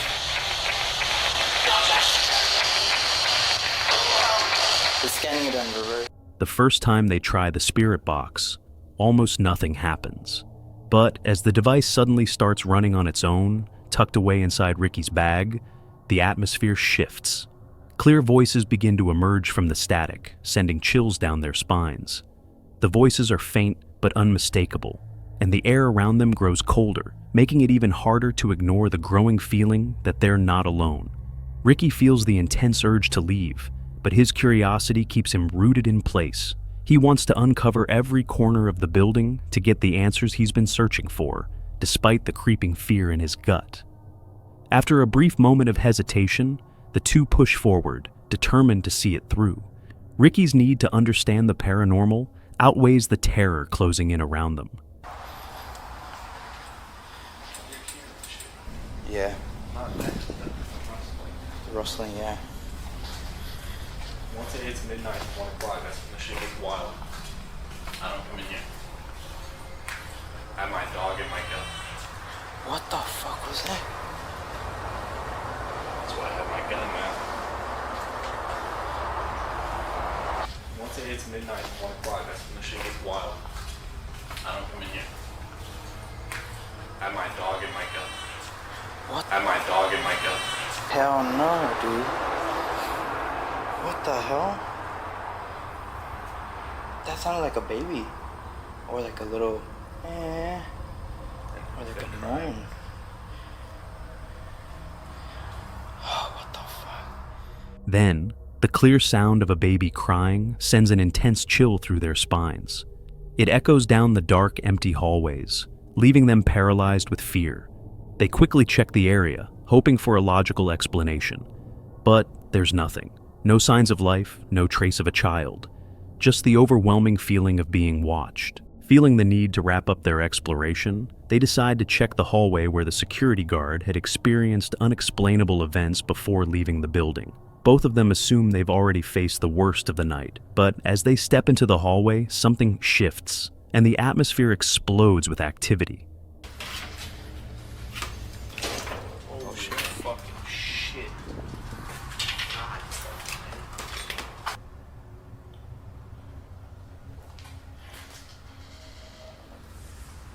No, sir. No, sir. Oh, shit.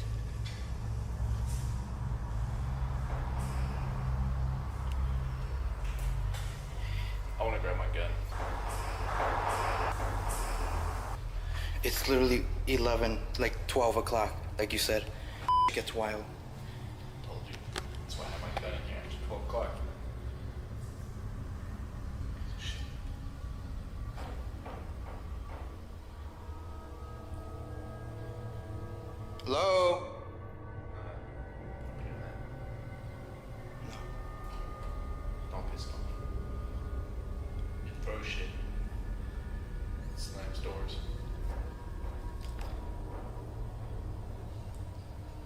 want you to open that door. And once you open the door, it's fucking chaos from there. Yeah, I'm gonna do this too. See, like. And we're the only ones in here, dude. There's no one in here. Okay. Camera would have picked them up. Nothing going on. You gonna open it? Yeah, I'll open it.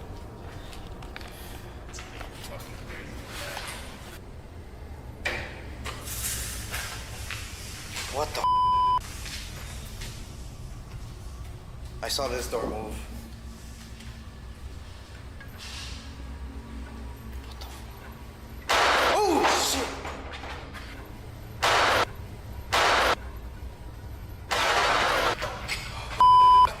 There's no one in there, dude. No way. There's no one in there. There's no one in there.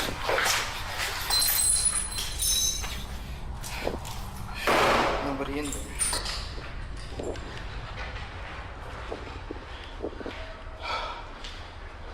I told you. I had a... my gun.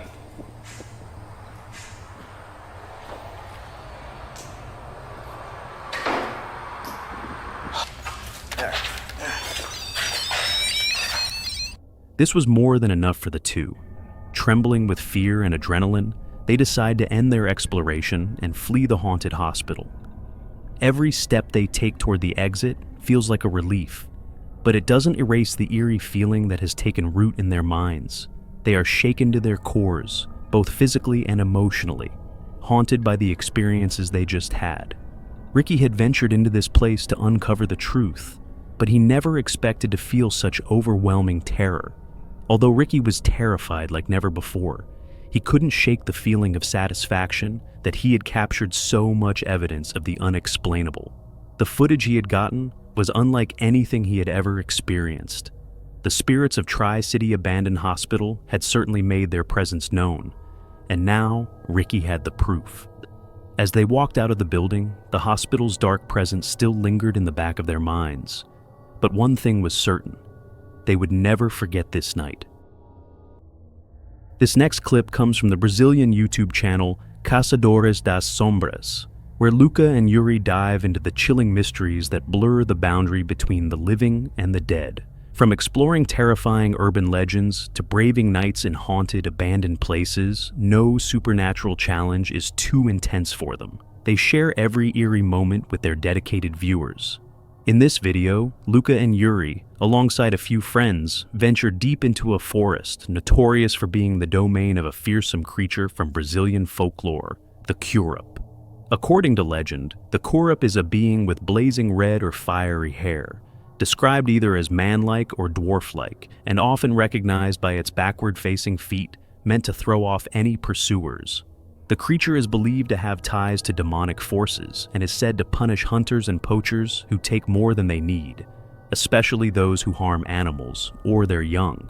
While the tale varies slightly from one region to another, one thing is always clear.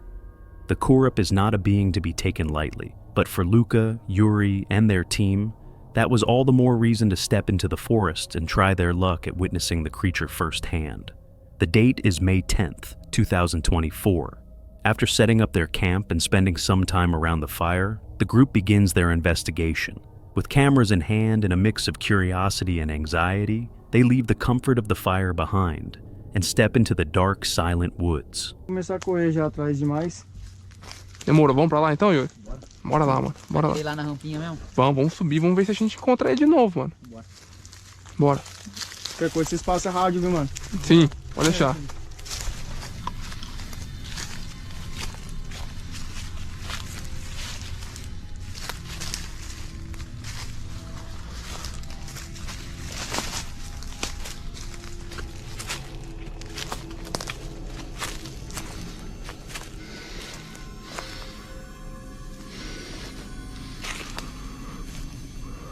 Mano, essa oferenda nós fez pra ele da última vez, né? Foi.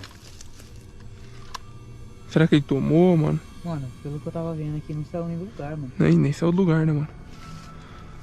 After wandering the forest near their base for some time, the group feels a mix of disappointment and relief. Nothing strange has happened yet, but the area at least feels calm. Deciding to take a short break, they return to their camp to rest and refuel, unaware that the most intense part of the night is still ahead. Não, pedacinho pequeno aqui a gente vai.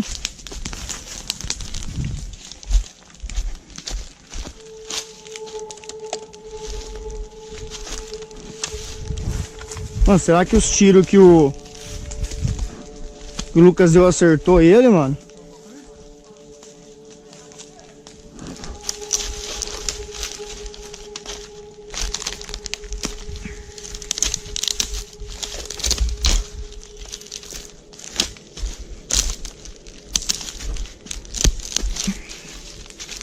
Nossa, galinho duro, cara, de quebrar.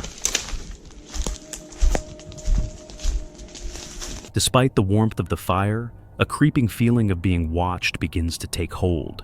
The unease settles over the group like a fog.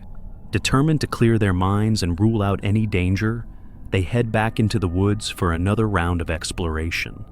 This time, they don't return empty-handed. Out of the darkness, they see something, or someone, that perfectly matches the terrifying descriptions of the Kurup. Cuidado, mano. Pode estar perto dos caras, mano. Nossa, mano, começou a lanterna ficar ruim. Segue, tenta seguir, tá indo ainda, mano. Nossa, mano. Que é isso aí, mano? Que é isso aí, velho? A lanterna, mano. É a lanterna, mano. A gente não quer fazer nada. Que é isso aí, mano? Nossa!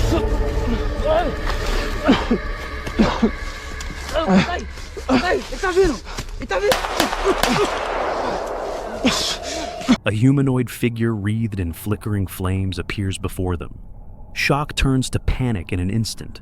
Heart racing, the group fires toward the entity in desperation, but it shows no sign of pain or fear. The fiery figure remains still, unbothered, glowing in the black of the forest. Oi, Yuri!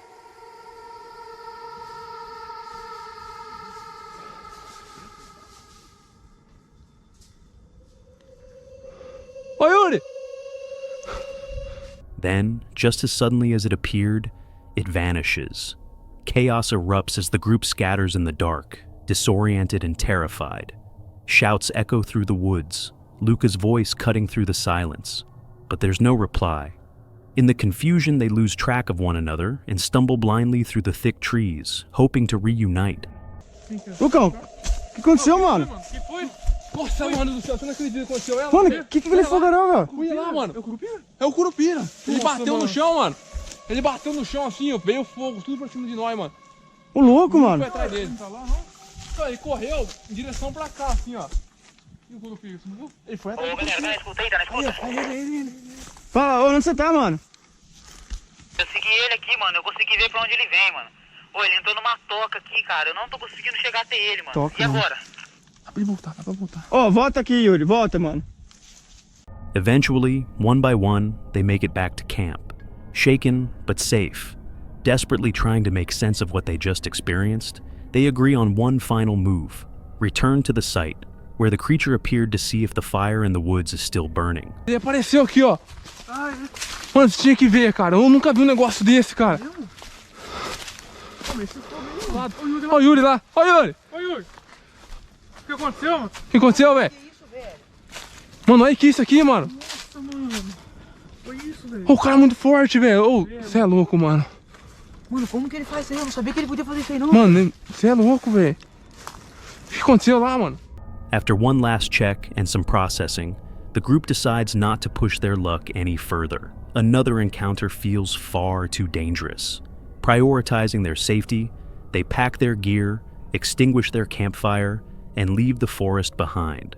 Though disturbed by the night's events, they also carry a strange sense of satisfaction. They had gone looking for the Kurup, and they may have captured something truly inexplicable on camera. More importantly, they made it out in one piece, though the haunting memory of that fiery figure in the woods will likely follow them for the rest of their lives. These are Colton and Casey, the duo from Mindseed TV. You probably know them for their spine-tingling adventures into the paranormal, where they dive deep into the most haunted and abandoned places across the country. Tonight, they're heading to one of the most infamous locations in the U.S. for supernatural encounters, Eastern State Penitentiary in Philadelphia, Pennsylvania. Built in 1829, this prison was revolutionary in its time, introducing solitary confinement as a means of rehabilitation. But instead of reforming inmates, the isolation drove many to madness. Even today, unsettling tales seep from the crumbling cell blocks, reports of shadowy figures, whispers echoing through empty hallways, and an overwhelming sense of being watched. Since its closure in 1971, Eastern State has become a magnet for ghost hunters and paranormal investigators. But tonight, what Colton and Casey are about to experience will go far beyond a typical ghost hunt. It's October 29th, 2024, just days before Halloween, and the air is thick with anticipation. As the two step into the prison, the atmosphere feels unnaturally calm, almost as if the place is holding its breath. They begin their investigation inside the prison's abandoned chapel. Hoping to make contact, they try using a Ouija board, but nothing happens. That's when they make a bold decision. They split up to cover more ground.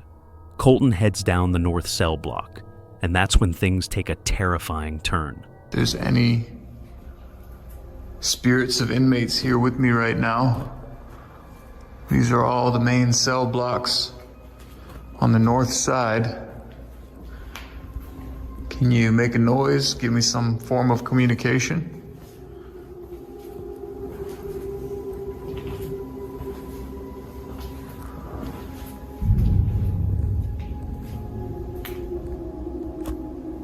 Hello?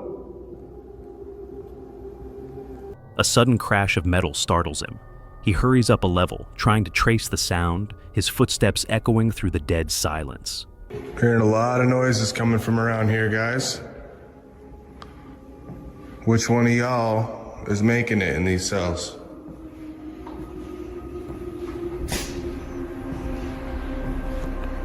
I heard that some of you like to open and close these. Oh, fuck me, dude.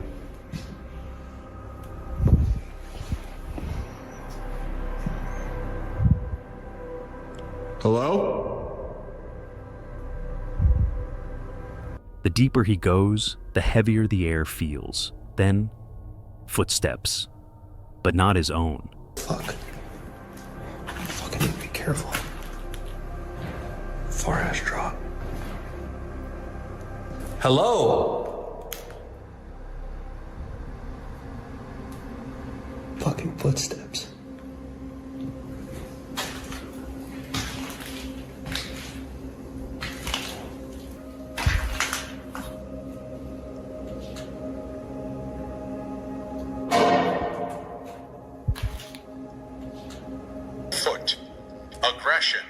Foot aggression. What? There's literally fucking noises all over.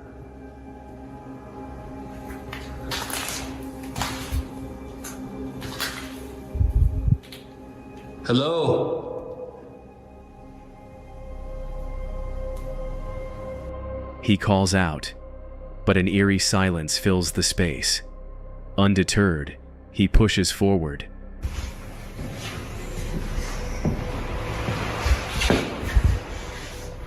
The fuck was that?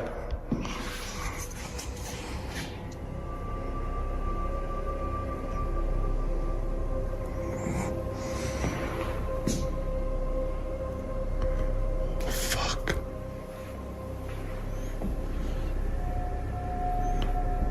If you're with me, can you make a noise?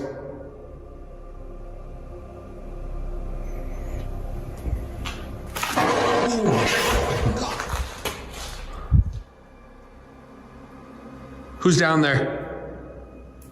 Who's here with me?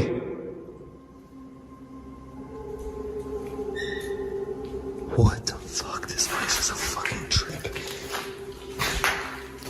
Convinced he's not alone, Colton pulls out his spirit box and calls out. No response. Just an unsettling silence. Still, he pushes forward. The sounds grow louder. He knows something's not right. Then, he hears it. Behind him, following.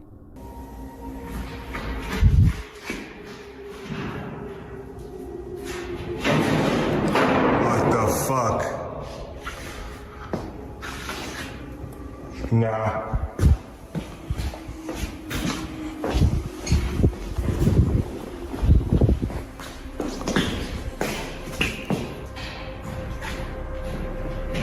Oh fuck, dude. Sounds like it's following me.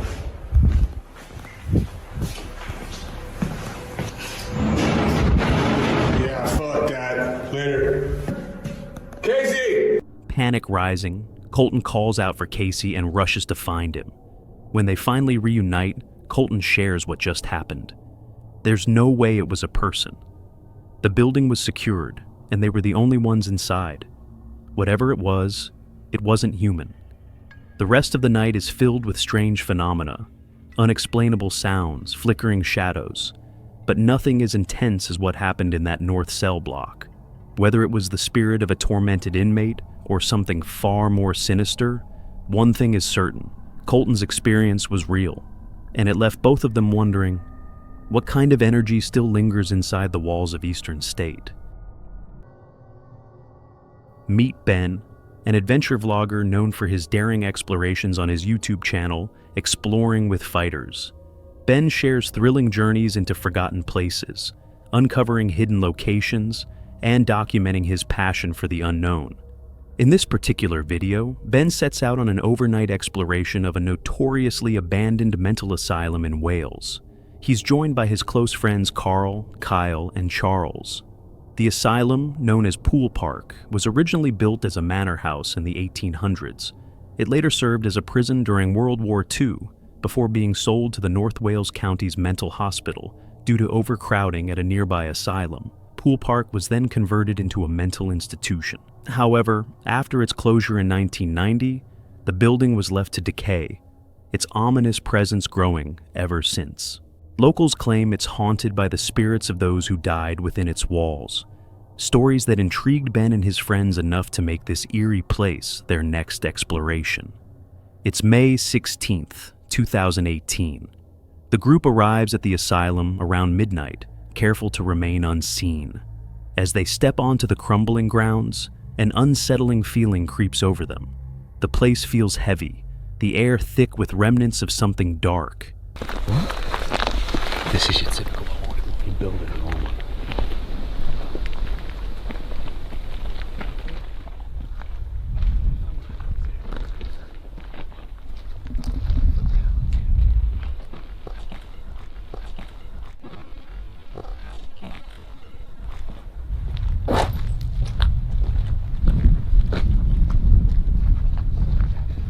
So guys, Carl's been here a number of times and he seems to think it's some form of paranormal portal. He said some of the stuff that goes on in here is horrible. I don't know why I'm here. I just wanted to see an abandoned building. You know, I didn't sign up for all this. Inside, they move cautiously. The creaks of the old structure echo beneath their feet, breaking the silence. Every shadow seems to conceal something just out of sight. The atmosphere becomes heavier with every step, and though they try to shake it off, the weight of the place is undeniable. Some beautiful woodwork. I wasn't expecting that. I was expecting it to be literally a shell.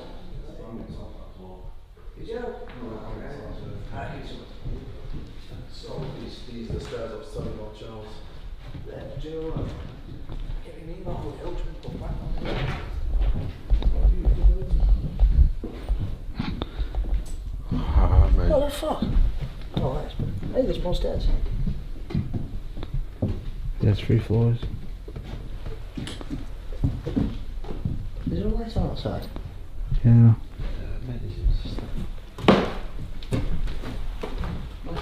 Oh, 17, my god.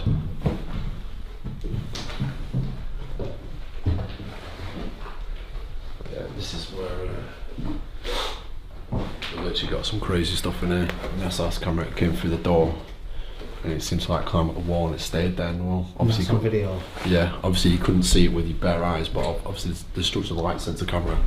After checking the building to ensure they're alone, the group sets up their ghost hunting equipment, eager to test the rumors. But what they don't realize is that something strange has already been caught on camera, something they won't notice until much later.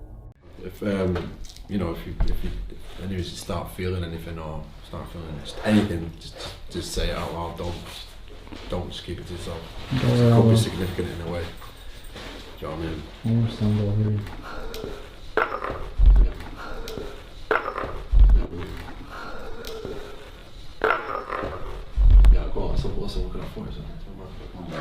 Unaware of the unexplainable sounds they have recorded, the group begins asking questions, hoping to make contact through the device positioned in the doorway. I've also got a device on the floor in the doorway. If you can go near it or touch it, try use our energy and come forward.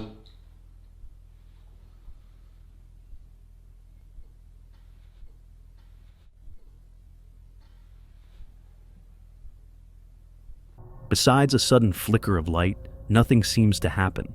The device remains silent, the room eerily still. Eventually, they switch to a different piece of equipment, hoping for better results. Can you just mimic my voice?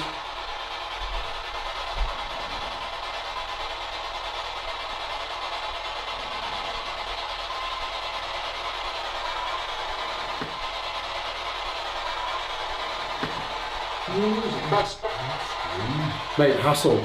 Did you hear that then?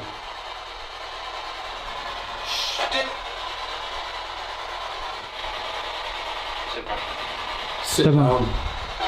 Sit down, it said. Is it me you want to sit down?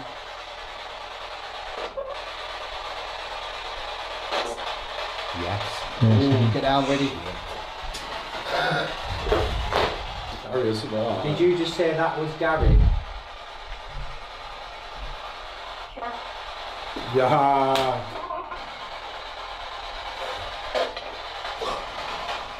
That's well cool, mate. Is that a coincidence, or is that something like answers your questions? I don't know. Then, things begin to change. The spirit box starts producing responses, direct, unsettling, and far too accurate to ignore. What they hear leaves them rattled. The excitement quickly turns into tension. They pause the session, each of them shaken, trying to process what just happened. But as they take a moment to calm themselves, things take an even darker turn. Yeah, well, we'll take it easy. We'll have a walk around, see what we can see. Yeah, keep the lights on. Keep it bright. Keep it bright. Yeah. On the red pod as of yet, so yeah, this room's always a little bit weird. Sorry, no, it's just me. I talked to Out there first, not me. yeah, fuck, you took the piss out of it. I'm not taking the piss out of nothing. Don't feel like me. I'm a little creeped out, that's asking you. I'm f***ing creeped out. He fucking told me to sit down and then made me warning. Genuinely? Genuinely. Should we make our way downstairs? I'm positive. Like, I can't believe someone told me to sit down and then made my ass warm. It was like there was a heater under the floorboards. And then I went freezing. The reason I stood up for it was my ass. Yeah, fuck. What have you just got over? Fuck this, man. Fuck this. No. Shit. I don't. Seriously, no. Right, No, man. Fucking no. Fuck that shit, man. Right, I'm going. Fuck, man. Don't panic, come on. Without warning, Carl is violently slammed to the ground. Panic erupts. Carl, breathless and trembling, scrambles to his feet. His voice shakes with fear. At first, the others think it's a prank, but Carl is deadly serious. He wants to leave. Now something unseen just pushed him, and they can't explain it. Nice and calm. No panicking. Right, I've got the back torch here. Let me go in the middle. Panicking a bit, man. No panic. Yeah? No panicking. Just one at a time down these fucking Shit, man. Shit. Don't panic. No, don't panic. It's fine. Bit like, so it's just like falling, like walk backwards, man. Alright, let Carl go out first. I get out first. Yeah, go.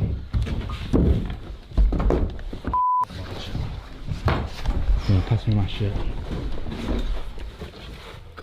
Wait, yeah, I need to hold this torch behind me, mate. Yeah, I'm gonna do. Like, fuck. Grab this camera. Fucking camera.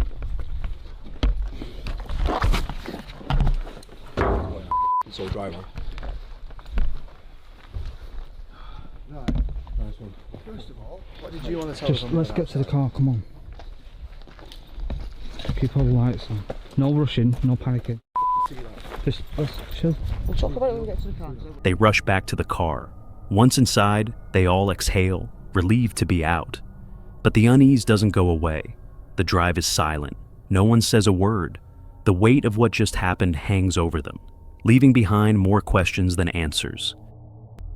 This clip comes from the YouTube channel Uncharted Travel, where Brenner explores the world's most fascinating abandoned places. He documents his adventures to showcase the eerie beauty of decay, giving his viewers a glimpse into forgotten locations frozen in time. While his videos aren't necessarily meant to be creepy, some explorations take an unexpected turn.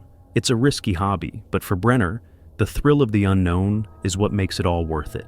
In this clip, Brenner and his two friends, Dan and Jaden, set out to explore an abandoned medical institution, the Gundry Glass Children's Asylum. Established in 1880 in southwest Baltimore City, Maryland, this facility once housed children in need of care. However, after years of rumors about abuse and neglect, an official inspection exposed disturbing practices, ultimately leading to the asylum's closure in the early 2000s. Since then, the building has sat abandoned, slowly falling into decay, and is now widely regarded as one of Baltimore's most haunted locations. Naturally, this made it an irresistible place for the trio to investigate. It's September 10th, 2019. Brenner, Dan, and Jaden arrive at the crumbling asylum just as twilight begins to set in, casting long shadows over the decaying structure.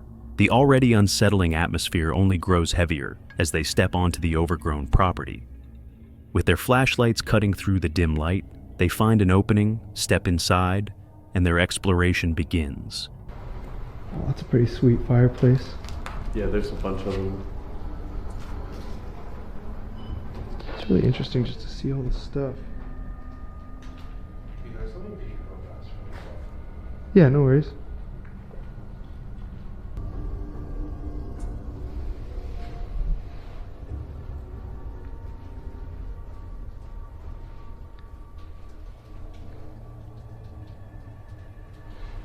This place is creepy at night.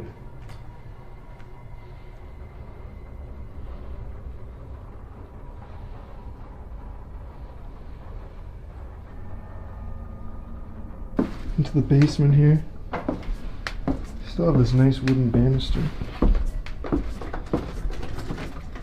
Oh, like room with Christmas decorations, like. Where, in there or? No, down there. Oh, damn, there's so much black mold. Like there's like the room is filled with Christmas decorations. As they wander through the decaying halls, Brenner, Dan, and Jaden become more and more amazed by what they find. Each room tells a story of a forgotten past, peeling paint, broken furniture, and remnants of a place that once held life. But as breathtaking as the abandoned asylum is, there's an undeniable sadness lingering in the air. A place that was once meant to care for people now stands in ruins, left to rot and be reclaimed by time. Despite the unsettling atmosphere, the three still feel relatively comfortable as they explore deeper into the building until they stumble upon something quite unnerving. There's an interesting find in here, and it's fresh. Like really Oh, it fresh. smells. Yeah, look on the floor. Oh, is that a cat? Yeah, it's fresh. Oh my. Oh, I wonder. It just came in here. Probably got trapped. So No, it's there's some. a window over there. Oh. It's open. Oh, it reeks though. But Yeah, that's I couldn't sad. figure. I didn't notice it at first. I was walking around it, and I was like, "It smells like fish in here," and I couldn't. I thought maybe there was just like leftover. And I looked Yeah. on the ground, and there. Damn. I almost stepped on it. Oh. I thought it was just like a Yeah. piece of clothing. I mean, it looks like a piece of clothing. That cat's fresh though. Like it's. Yeah, oh, it smells fresh. It hasn't started decomposing or anything. Poor guy. Oh, I'm not going to spend too long in here because the black mold is just almost unbearable. So you can see this room is really decayed. After hearing several questionable noises coming from the upper floors of the building, we decided it best to stick together while exploring, at least until we could be sure that we were alone. I love the wooden railings though.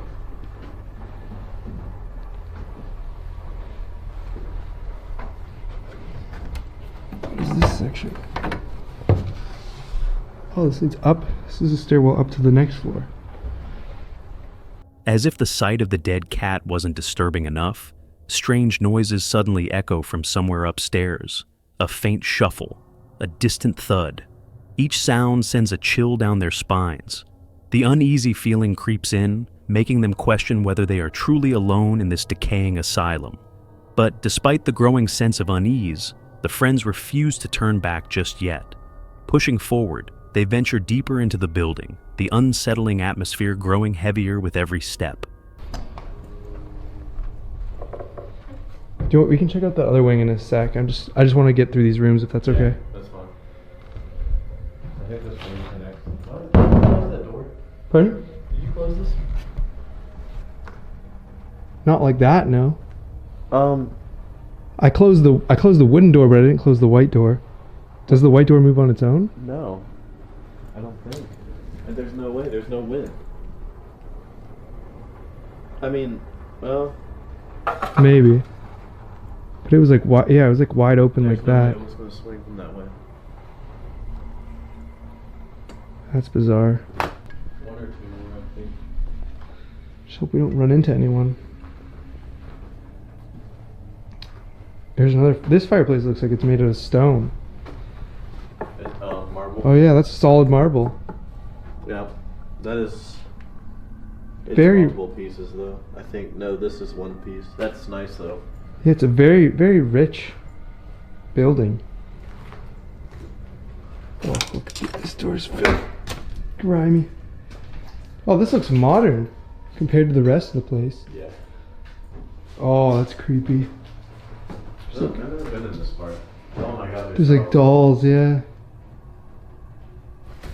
There's a room full of toilets.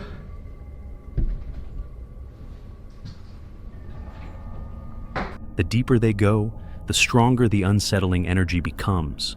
Shadows seem to stretch unnaturally in the dim light, and every creaking floorboard beneath their feet feels like a warning. But despite the discomfort creeping up their spines, their curiosity keeps them moving forward. Little did they know, however, that these strange occurrences were only just the beginning.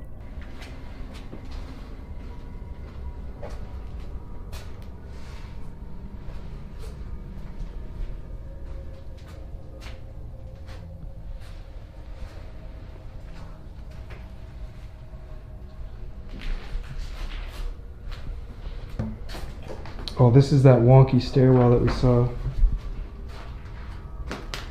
See how it just like wraps around?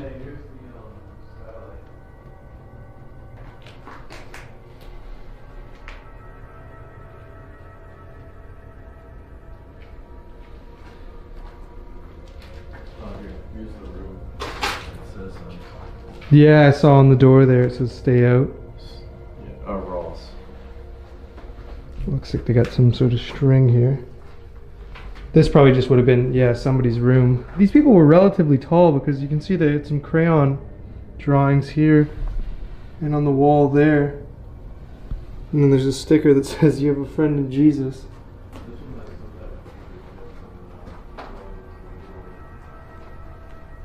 Upstairs. Oh, do you hear that? It sounds like one of the toilets is going off. Yeah.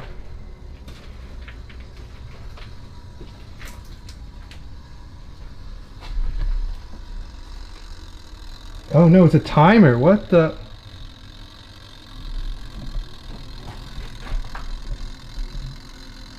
Did you wind up this timer?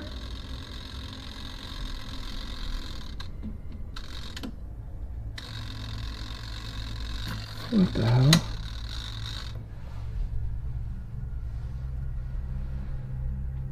That was the, for a jacuzzi it says right there, there's the instructions.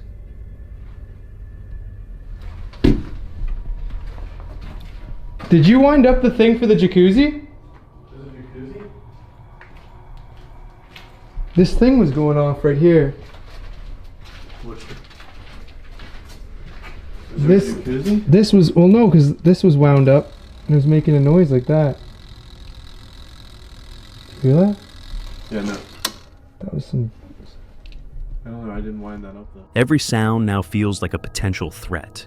Every shadow, a possible movement. The unexplained ticking of a timer lingers in their minds. With Dan keeping watch downstairs, Brenner and Jaden carefully move forward, their eyes scanning every dark corner for any sign of movement. The eerie silence of the asylum feels heavier now, as if the building itself is watching them. But despite the discomfort crawling under their skin, they decide to keep going, completely unaware that the strangest part of their night is yet to come. Damn. Yeah, well, somebody wound up the jacuzzi there, or that jacuzzi timer. That is too creepy. No, wait for this. Oh, does this lead out on the roof? Yeah, that's where I was just at. Oh, this is too cool. I don't know if I trust these boards though. Oh, careful. Having explored the entirety of the sanitarium, we made our way back down to the foyer, where we told Dan what had happened with the doors and the timer. The events intrigued him enough to want to check out the upstairs for himself. It wasn't long after that we made another disturbing discovery. You said you found another dead cat? Yeah. They put a flower with it? Yeah, that's what I'm saying. Damn, that's messed Is up. somebody killing cats and just... I don't think so. I think... Because how else would it have gotten up here, that door? It wouldn't have been able to move the door. Wait, was the door closed? Yeah, it wouldn't have been able to move this door. Oh yeah. That's the only way into this section? Yeah. Are there any open windows or... Nothing that a cat, it's all boarded up. I've been through this whole section. This door. No! No! The door just opened by itself. No. Which one? That door just opened by itself. That door just opened by itself. One thing I didn't notice about this door Are you sure it is wasn't? that it locks from the outside. Calm down. There's no one in here. It opened by itself, Dan. I'm standing right there and it opened. It opened up and there's no wind up there. Like, I swear to God. Alright. Let's chill out. We'll go check it out in a sec. Yeah. Just chill out. Don't worry. I'll go first next time. Hello? I'm coming to hang out. Oh yeah, door's wide open. Yeah, it opened and it doesn't close. That door doesn't move. It has to be pushed. Like, try to close it. I just saw the door right. That door? Yeah, the dolls moved around in that room over there. Yeah, swear to God, they're moving. They're in different places than I when we don't were like just this. there. I don't. Why did you not bring them out? What? I'm not touching that. It's moving around. Dan. Oh my God. Why are you gonna go grab it? Dan, look. I'm not staying there. Yeah, you're getting big readings over here, Dan. I wonder why. Oh my God. Dan? Are you filming this? Yes, I am. Dan. Oh. I still hear a woman talking.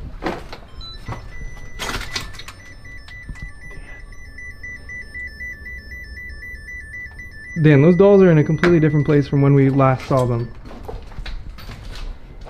See how it's over by the wall now? It was over by the closet before. You guys probably kicked it when you were looking in the door. No, Dan. I'm pretty sure I would have known if I kicked a doll. There was no way I kicked it. I mean, I'm gonna have to review the footage, but I'm pretty sure that doll was up there. There's no way I kicked it 2 feet.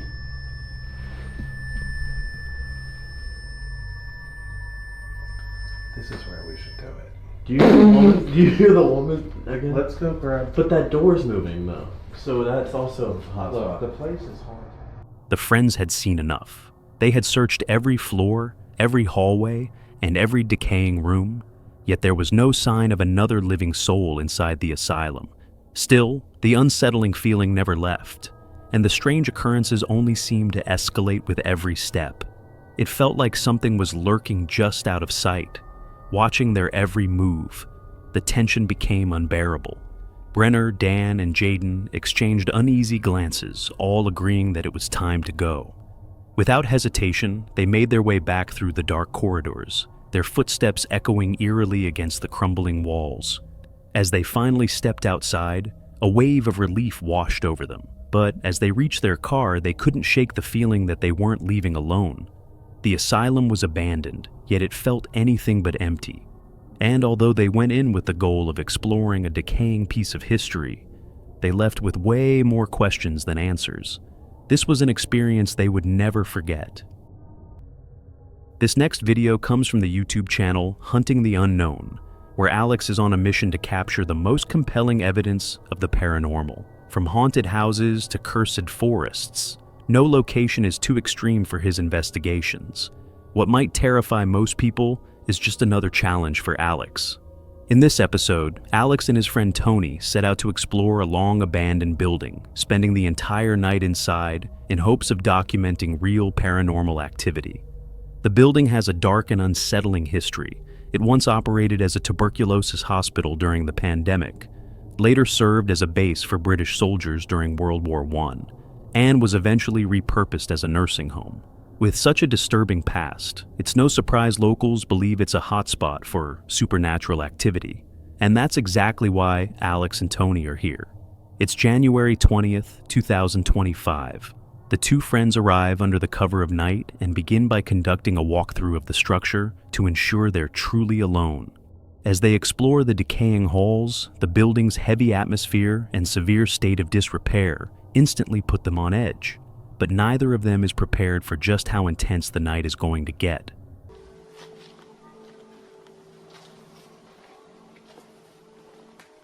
It's a shame, man.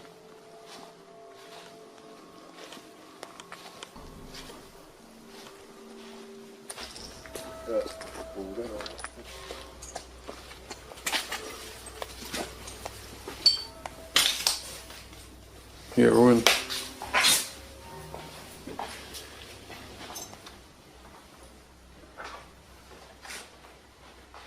Hello?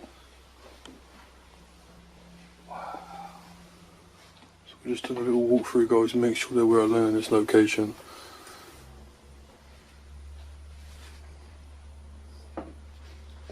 What do you reckon, guys, for Tony?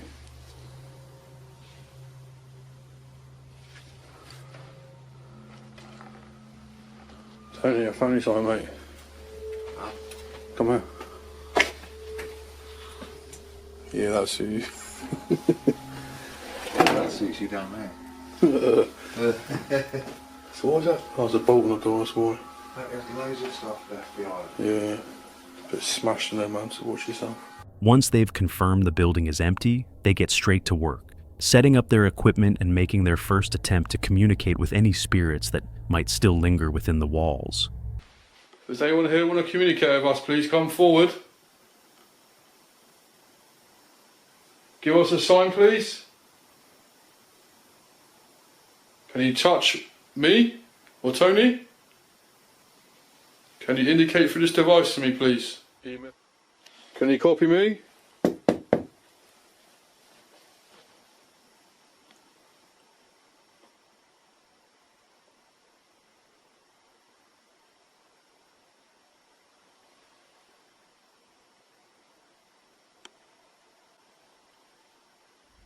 At first, there's little response, but both Alex and Tony can feel an unsettling energy in the air.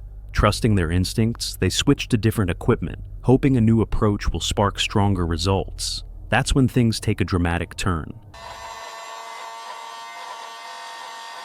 Alright, if you want some more of this energy, you need to give us a sign.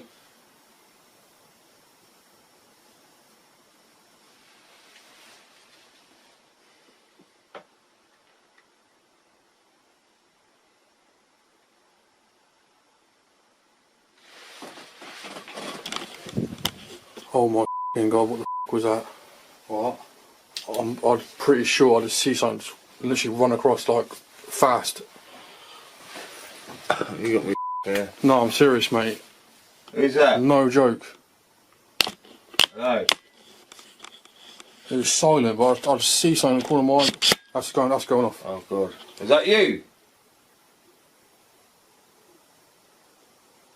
If that was you, flash the device now.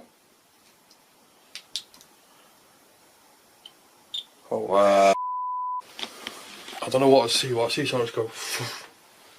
Are you playing? Sorry, you want to play a game? Or do you want us to go? Was you summoned here? If you were, Flash at red.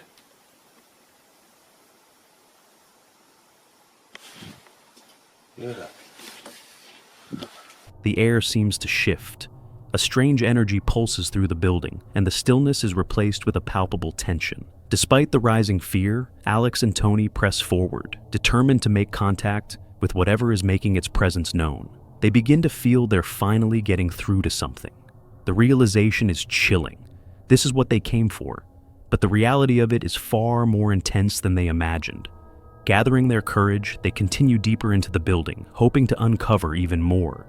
What's going on, man? I feel sick.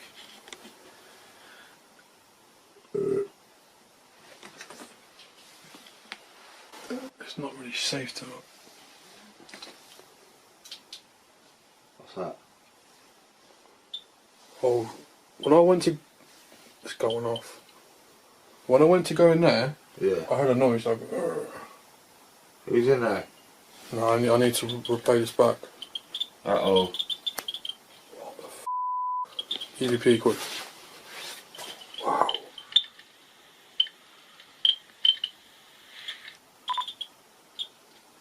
Wow. Right, if you're a human, okay, stop it all together. Stop the lights. Suddenly, at the exact moment, they hear what sounds like a woman's voice. The EMF reader begins to spike. The timing is uncanny. There's no way this is just coincidence. Both are now convinced they've made real contact. The voice, the energy, it's all too much to ignore. Goosebumps rise as they struggle to stay calm. Though time passes with few significant events, the heavy, unsettling feeling never leaves. It follows them. And just when they return to the room where they started, something changes again. No, I had no EMF reading so far. Oh my god! What the f?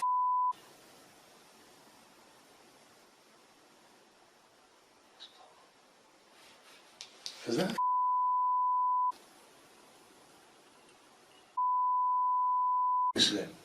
The first one, definitely a woman's voice. No way. Deserted.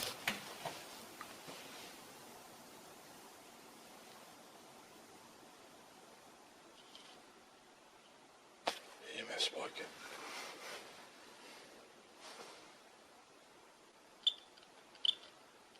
It's going off, man. This is paranormal, mate. Wow. Is that you we can hear?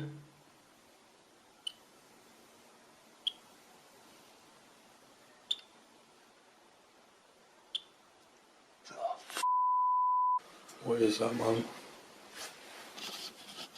The activity escalates. This part of the building is far more active. Their gear is constantly reacting, and strange sounds echo all around them. With morning approaching, they feel utterly drained, like the energy of the place has worn them down. Still, before leaving, they decide to make one final attempt to communicate, and what they experience confirms everything. There's no denying it now. This place is haunted. We're going to set up some gadgets and make communication with you. Thank you. We know you're here. We have the run pod here. We have the music box in this doorway over here, guys. And the EMF's here. And again, thought I was recording, but I wasn't, but Tony was.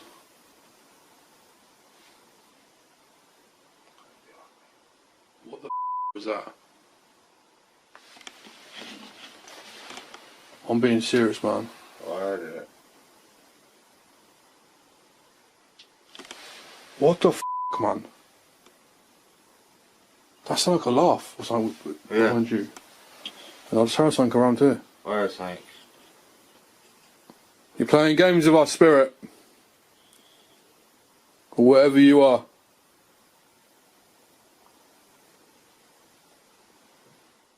Whoa. You do that again? Let me jump, man. Oh. Fine, man. As the first light of dawn creeps across the sky, Alex and Tony exit the building, physically and emotionally exhausted. Yet, despite the fear and tension of the night, they feel a strange sense of satisfaction. They came in search of answers, and they didn't leave empty-handed. The evidence they captured is real, and it tells a story far more haunting than they ever expected. Meet John and Tim, two urban explorers you might recognize from their channel, Exploration Unknown.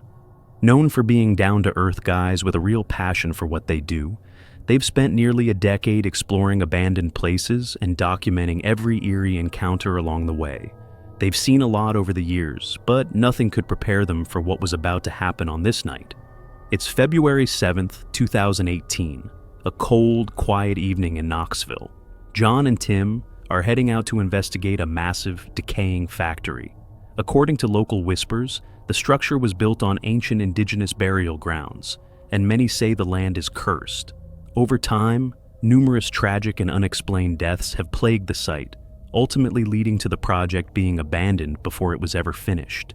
Not exactly the kind of place most people would visit after dark, but for John and Tim, this is just another adventure, or so they thought. It is John, and boy, have I got something special for you tonight. I'm here with my boy Tim from Breaking the Shell. Now, Michael, who we've done a few videos with, told us about this place. He was not able to come with us, but this is an abandoned yacht factory. And I'm gonna go ahead and tell you guys this place is massive. Now, the whole story behind this is they built it near the river, and it's rumored that there was ancient Indian burial sites here. This place has been cursed. There's been numerous mysterious, crazy deaths that's happened here to the point where they abandoned the project before it's ever finished. So this place is supposed to be super haunted, super scary. It even says help behind me. And me and Tim's gonna bring it to you guys. Follow us.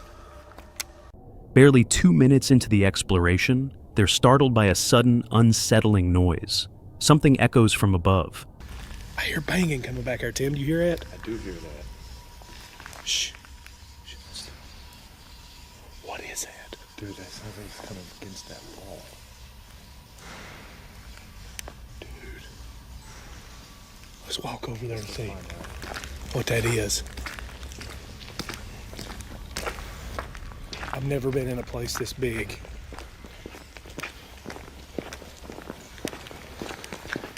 I hear something behind us.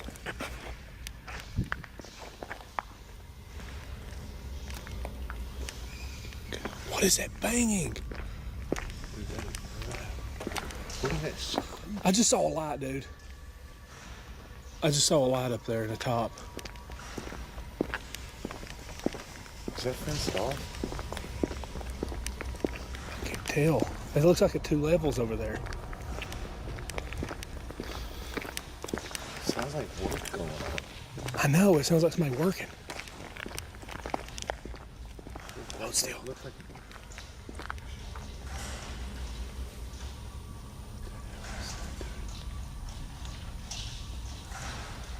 Hello? It sounds like somebody is up there, man. A dragging sound, like heavy objects being scraped across the floor. John looks up and, for a split second, spots the faint flicker of a flashlight beam. It's a clear sign that someone else is inside.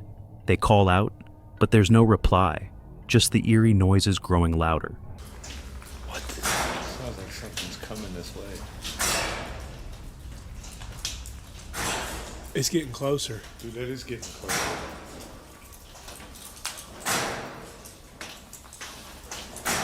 Sounds like it's about that time.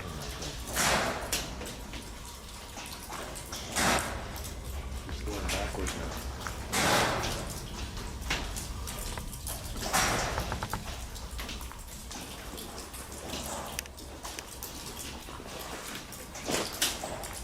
There's something up there. Oh my God, dude. I'm starting to... Now, on high alert, they wonder if it's a squatter or maybe someone unstable. They hang back for a moment, scanning for any movement. A wave of unease settles over them as they try to pinpoint the source of the sound. Dude, I don't know what that was. No, it's not. I still hear it moving, but it's not so loud.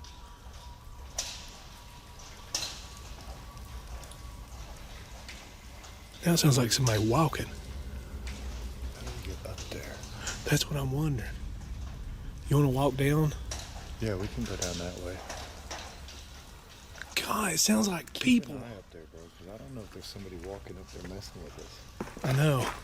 Deciding to head upstairs for a better look, they begin searching for a staircase. But before they can find one, something chilling stops them in their tracks. Oh my God, dude.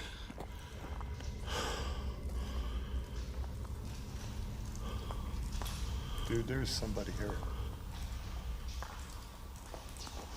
There's somebody here. We don't want no trouble. We're just filming. A loud bang rings out from above, and the air feels instantly heavier.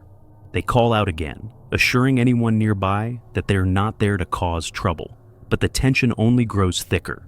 As they stand there, trying to decide their next move, the camera captures something bone-chilling. This is insane. I'm gonna freak out by that hole right there. I know. There's got to be somebody in here with us.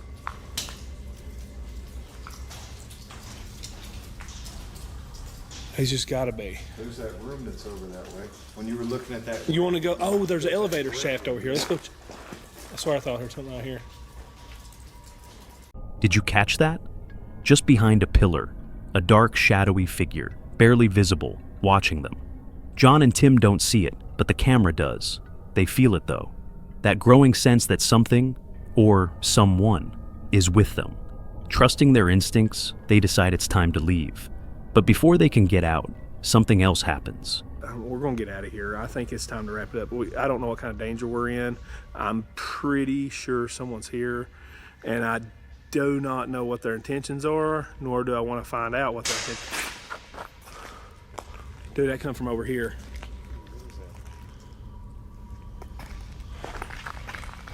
Holy shit, dude, get out of here. Oh my God, dude.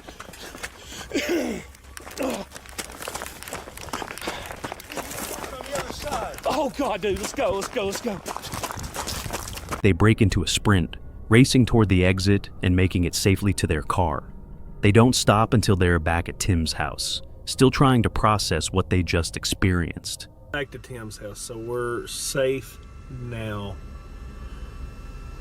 That is the first time I've ever come across. I'm pretty sure we've had people mess with us in videos before, but just to see somebody there with like a hood on really freaked me out. And of course I don't have my piece with me. I don't know, Tim, what's your thoughts, dude? I'm still kind of rattled over my hands are still shaking, man. I'm freaking. I haven't been able to focus on anything. I mean, we just got here. Like, I'm still nervous, like that person's still with us. I mean, my heart is still racing. In all their years of exploring, they've never encountered anything quite like this. The memory stays with them, gnawing at their minds long after. Would you dare to step inside one of these places alone? Let us know in the comments below. And if you enjoyed this video, don't forget to like, subscribe, and hit the bell icon so you never miss another chilling story from Silent Nightmare.